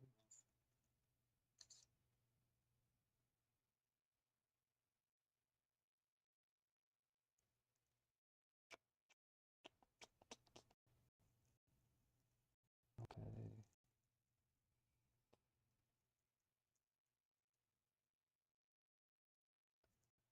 Way too many websites open. There it is. Okay, so I think this is the good one. I have like 6 different versions of it, and I want to send you the one that is the cleanest. Okay. Holy, my live stream tonight already has 1,500 views. Well, if name recognition matters, that's pretty good. It seems like you are getting some kind of traction, which is good. It just depends where you're getting them from. If it's in Lethbridge or if it's around the world. If it was around the world, it would be more likes. Lethbridge is the people who don't give any likes. Because before, when I was engaged in Facebook, there'd be so many people commenting and liking, but now it's like ghost town. So it's Lethbridge. And no one's sharing it, so I don't even know how it's. I guess people are just sharing it amongst each other, like privately. How is it getting Such traction? You could be going viral in a negative way at first, but you could turn that into a positive. So here's the website sort of, I might actually just share my screen with you just to show you quickly. So, start sharing, start broadcast. Okay, so this is sort of the website that we were going to try and launch as the international one. So this is the mobile version.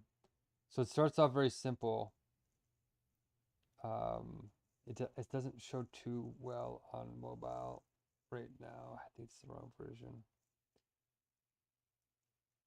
Right, so when you log in at the top, you have these rights to flow, so they can vote on whether they like if they're flowing with your website or not. So you want to always make sure that people feel heard, right? So you want to make sure that they understand the goals, they understand that they can give you feedback, they feel too challenged, it's too complex, too simple. How do they feel it is? Like you said, your website already seems to have too much and it's overwhelming people. And then you want to give them a sense of, do they understand the rules? And so right away, you kind of give them a chance to give feedback. You can see that what's popping up here are a bunch of positive sayings to give them a positive feeling, to associate positive feelings with you immediately. So, right? So the first thing is we have a menu that you can expand. It's called the meta mode menu, right? So you pick where are you? Are you art? Are you Buddhist? Are you religious? Philosophy, science, and genuine wisdom? So let's say that we have it in Judaism right now. Let's say we're a Christian. You click Christianity, you close the menu down, and now look at the pop-ups. The positive pop-ups are now the Christian version, not the Jewish version. Right? So there you go. Oh, your spirit touches the eternal. Okay, that's a Christian thing. If they're atheists, though, you definitely don't want to have the Christian thing on because then they'll do the opposite. Oh, sacred moments. Actually, let's click the atheist. This one is the philosophy. This one is the atheism, which I don't know why it's pink. Is Manus like a AI developing website? Yeah, that's the AI that I use to code this. So this is the atheist one, right? There's going to be no spiritual terms. All the positivity is going to be in science, and it's important. And you can see the fonts and everything are changing as well. So for art, like this is kind of like a blocky. Do you see Laboratory of Logic, Institute of Natural Laws, Research Center of Consciousness?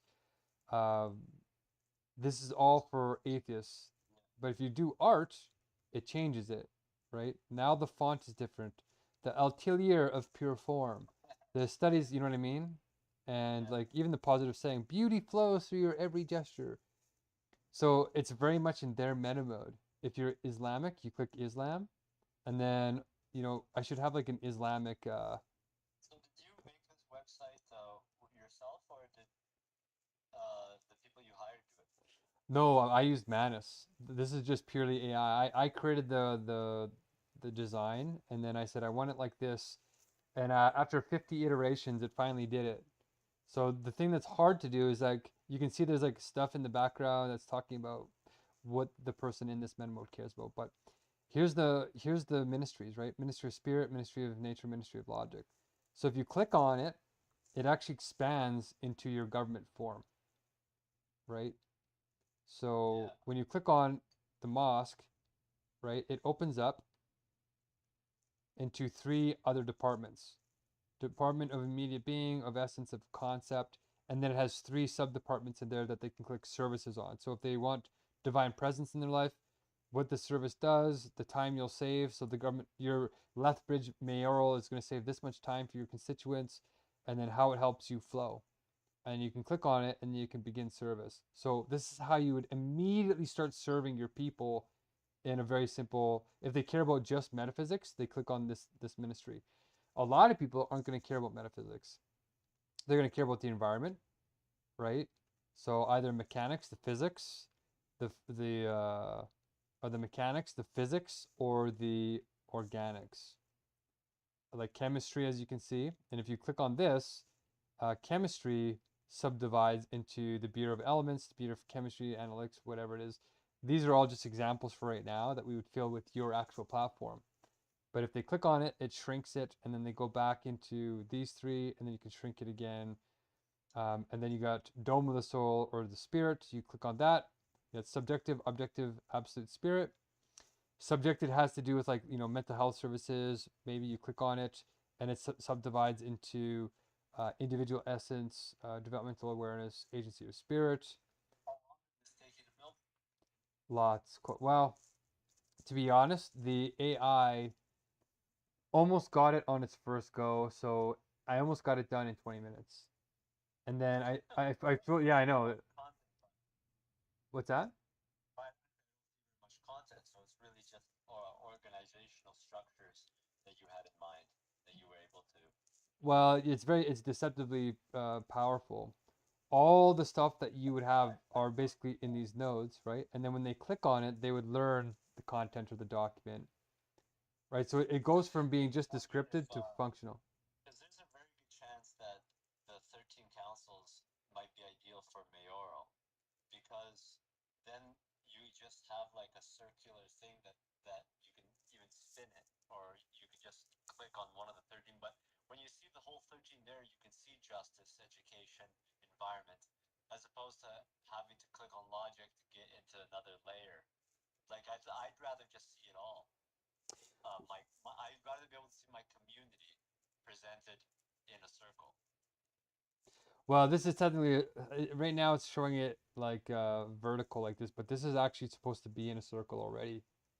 Like there's supposed to be so logic, huh? A triangle, you mean? Yeah, kind of like a triangle, but it's you can because they kind of flow into each other. But you're right, it can be like a triangle, but the triangle really connects back to the beginning. Like the first vertice starts off with the first corner, and then it goes to the second corner, and then it goes to the third corner, but then the third corner goes back to the first corner. So it's actually a circular kind of triangle. Well, a triangle is the first form of a circle, so. Primitive. And so if you want to have the full, if everybody wants to know your full vision, then these are the highest circles that they're going to care about, right? So if you get somebody from who's like a mufti in Islam, a mufti in Islam's not going to care about maybe the rest of it, the justice, the environment. they want to see this mosque of divine logic, this ministry of logic. So they're going to spend all their time in here. If you don't have this highest subdivision and you take them through the whole system, they might be like, oh, why do I care about this? So in some sense, you want to have it very quickly selectable. My uncle's calling me right now. Okay. Are you gonna be up for long still? Well, yeah, I can stay up for a bit longer if you're not going to be too long. Like, what are you talking? Like another 10 minutes? Maybe half an hour phone call because I have to talk to my uncle. But he's phoning me right now. But I'll just call him right back so that I'm not rushing out of this call right now. But Yeah, sure. maybe in half an hour. Yeah, sure. We can talk for in half an hour. Sure. Okay. All right. Yeah, this is really getting my mind going around what the ideal organizational structure of the funnel. Yeah. Because you could even have it like, what's your meta mode? What topic do you care about?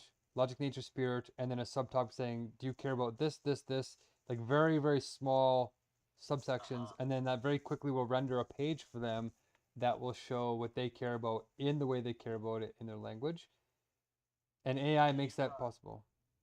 Yeah, maybe if you can present a template for how to get the AI to structure everything, because I don't even know what the 5 meta modes are in my mind right now. If you could just share those, even that would be really good. Yeah, I could try. Then I mean, I don't know what how to compare the 5 meta modes with the 13 councils, because the 13 councils are kind of like 13 meta modes. Well, there are 13 topics, and you can communicate those 13 in each of the 5. So there's actually 13 times 5 is the total amount that you would have to translate. Because you right now you have all 13. Because I got Council of Youth, Council of Men, Council of Women, Council of Elders, and Council of Bridgers. Right, but you're communicating all those in meta mode number 3, right? So that all that is still in just one of the meta modes. But you can also put it into religion. So who are the elders in religion of the indigenous, or with the mosques, or with Islam or Christianity? You know what I mean? So they each interpret those rules potentially differently. Some might be like, they might revere young people and say, yes, they're divine wisdom, they're coming straight from God, listen to the kids. Or you're more like Christianity, where you're more patriarchal, like, no, shut up, kid, listen to me, I'm the boss. Like each meta mode has a different. That's why I'm wondering, like, I gotta find like pure simplicity, because I can't escape my own personality and my own archetype, you know. And no matter what they read in the website, if they see me and they see only one archetype, then I'm gonna fail in their eyes no matter what. But if we can get simple stability on that home page, then I can just be myself. And if that doesn't work out, well, then it wasn't meant to be anyway, because I don't want to be anyone else anyway, you know? That's right. That's why I think putting at least one of your meta modes in there that authentically fits you is good. For me, they all feel authentic now, but that's because I broke through to universal consciousness. Yeah. So that's what I can help you with. If you want to win, that's what I'm offering. Otherwise, you're not. It's playing too small for me, and I'm risking my life. I could be dead in a couple of weeks. So you might be one of the last people I talk to in my life. So I'm trying to start a global intergovernance model with local wisdom teams that have real practical effect. But global and local have to happen simultaneously. So you're perfect for the local. It's just that if you want to win, you gotta upgrade. I've been global since day one. Exactly. I just arrived at global. Exactly. That's kind of perfect. So okay, well, I'll send you some of this, and if you want to start pondering the website, then you can put into your AI and start designing it, and then yeah. Great. Send me anything you got. Okay, I'll do that in the next half an hour. We'll be in touch. Okay, sounds good. Peace.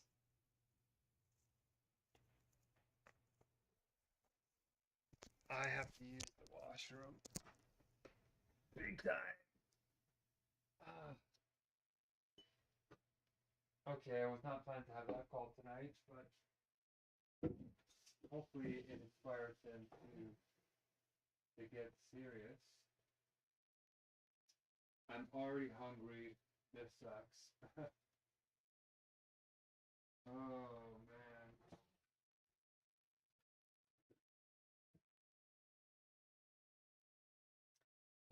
Okay, let's go to the washroom.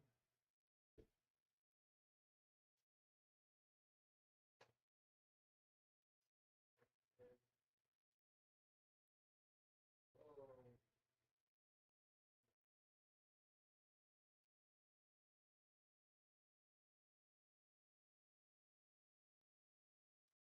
Not eating. Not eating.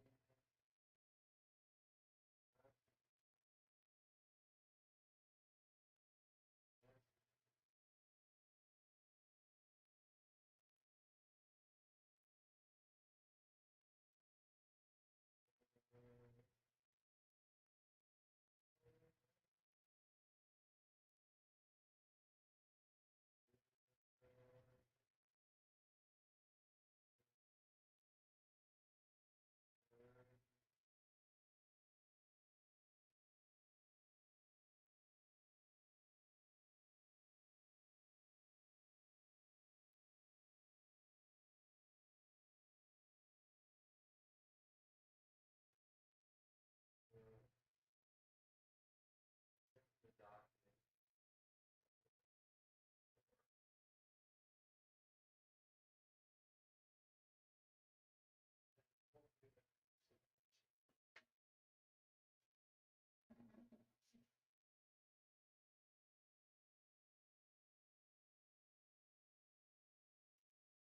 Oh, jeez. Okay. I am actually feeling tired already. Oh man. I'm gonna play that song again. That was so good. Oh. Oh.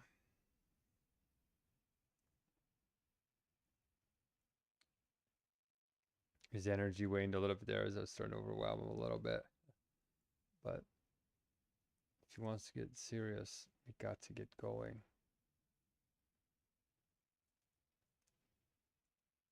Assalamu alaikum, brothers and sisters. We need to finish this project. Simam Sarat wa Khair. Alhamdulillah, I'm here at Masjid Isa ibn Maryam. This is the go-to masjid in New York City. We desperately need to finish this project this year. We need this for everybody. We need this masjid for everybody. Those who've been around a long time, but especially for the youth. Alhamdulillah, donate whatever you can. May Allah subhanahu wa ta'ala help reward you.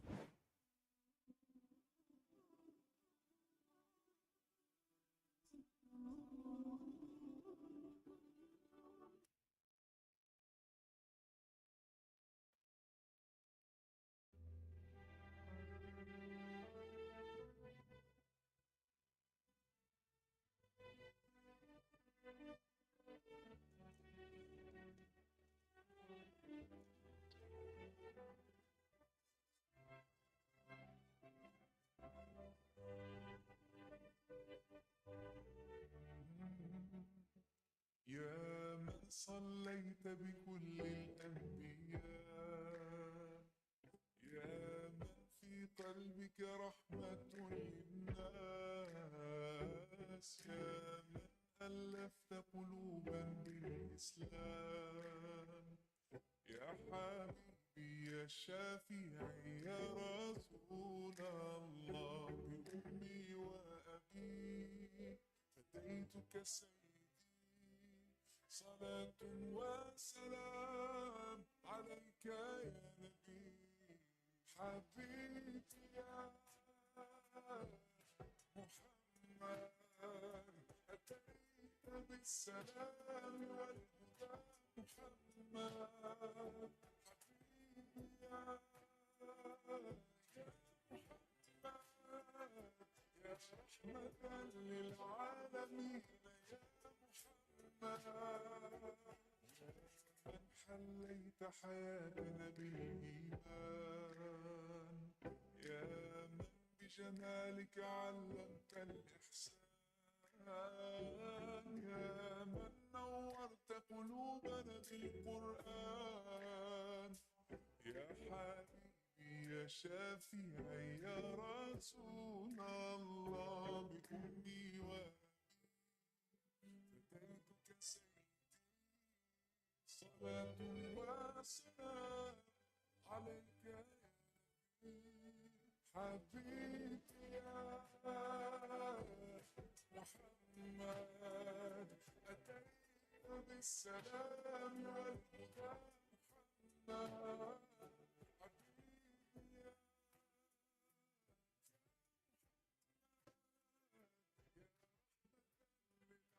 محمد أتيت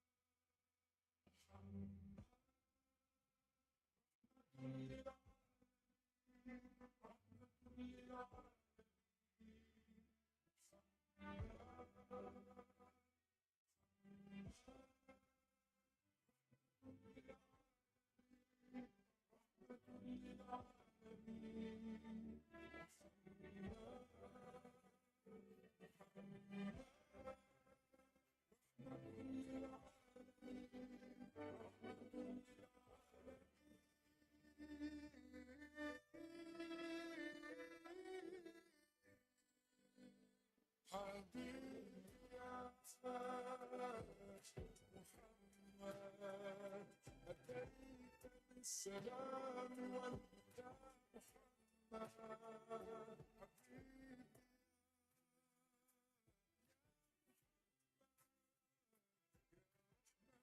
حبيبي السلام والهدى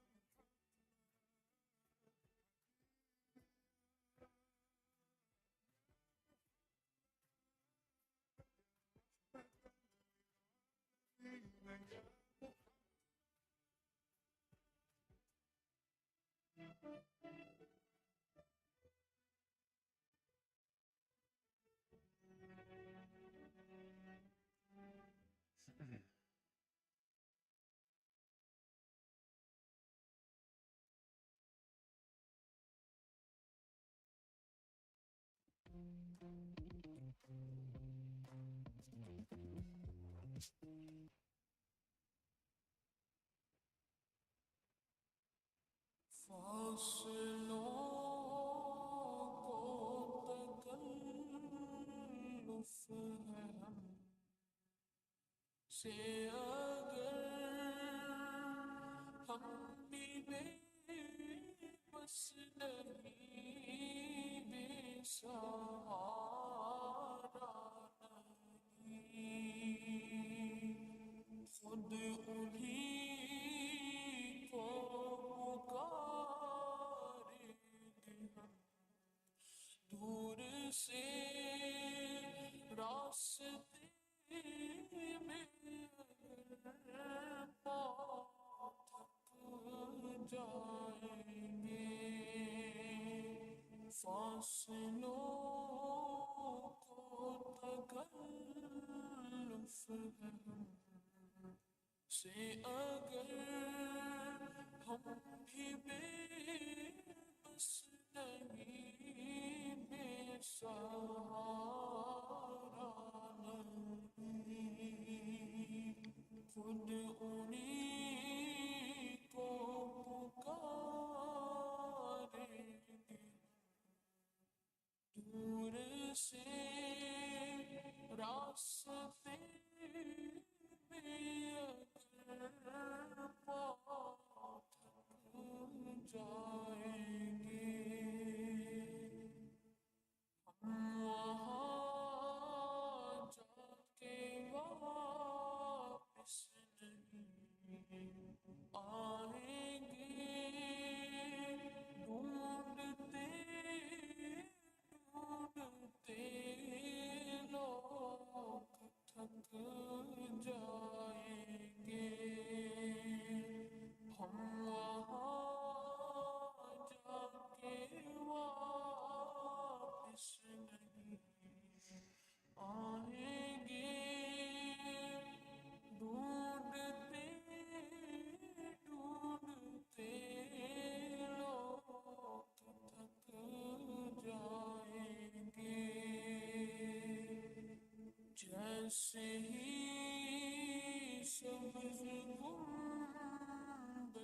नजर आएगा बंदगी का करीना बदल जाएगा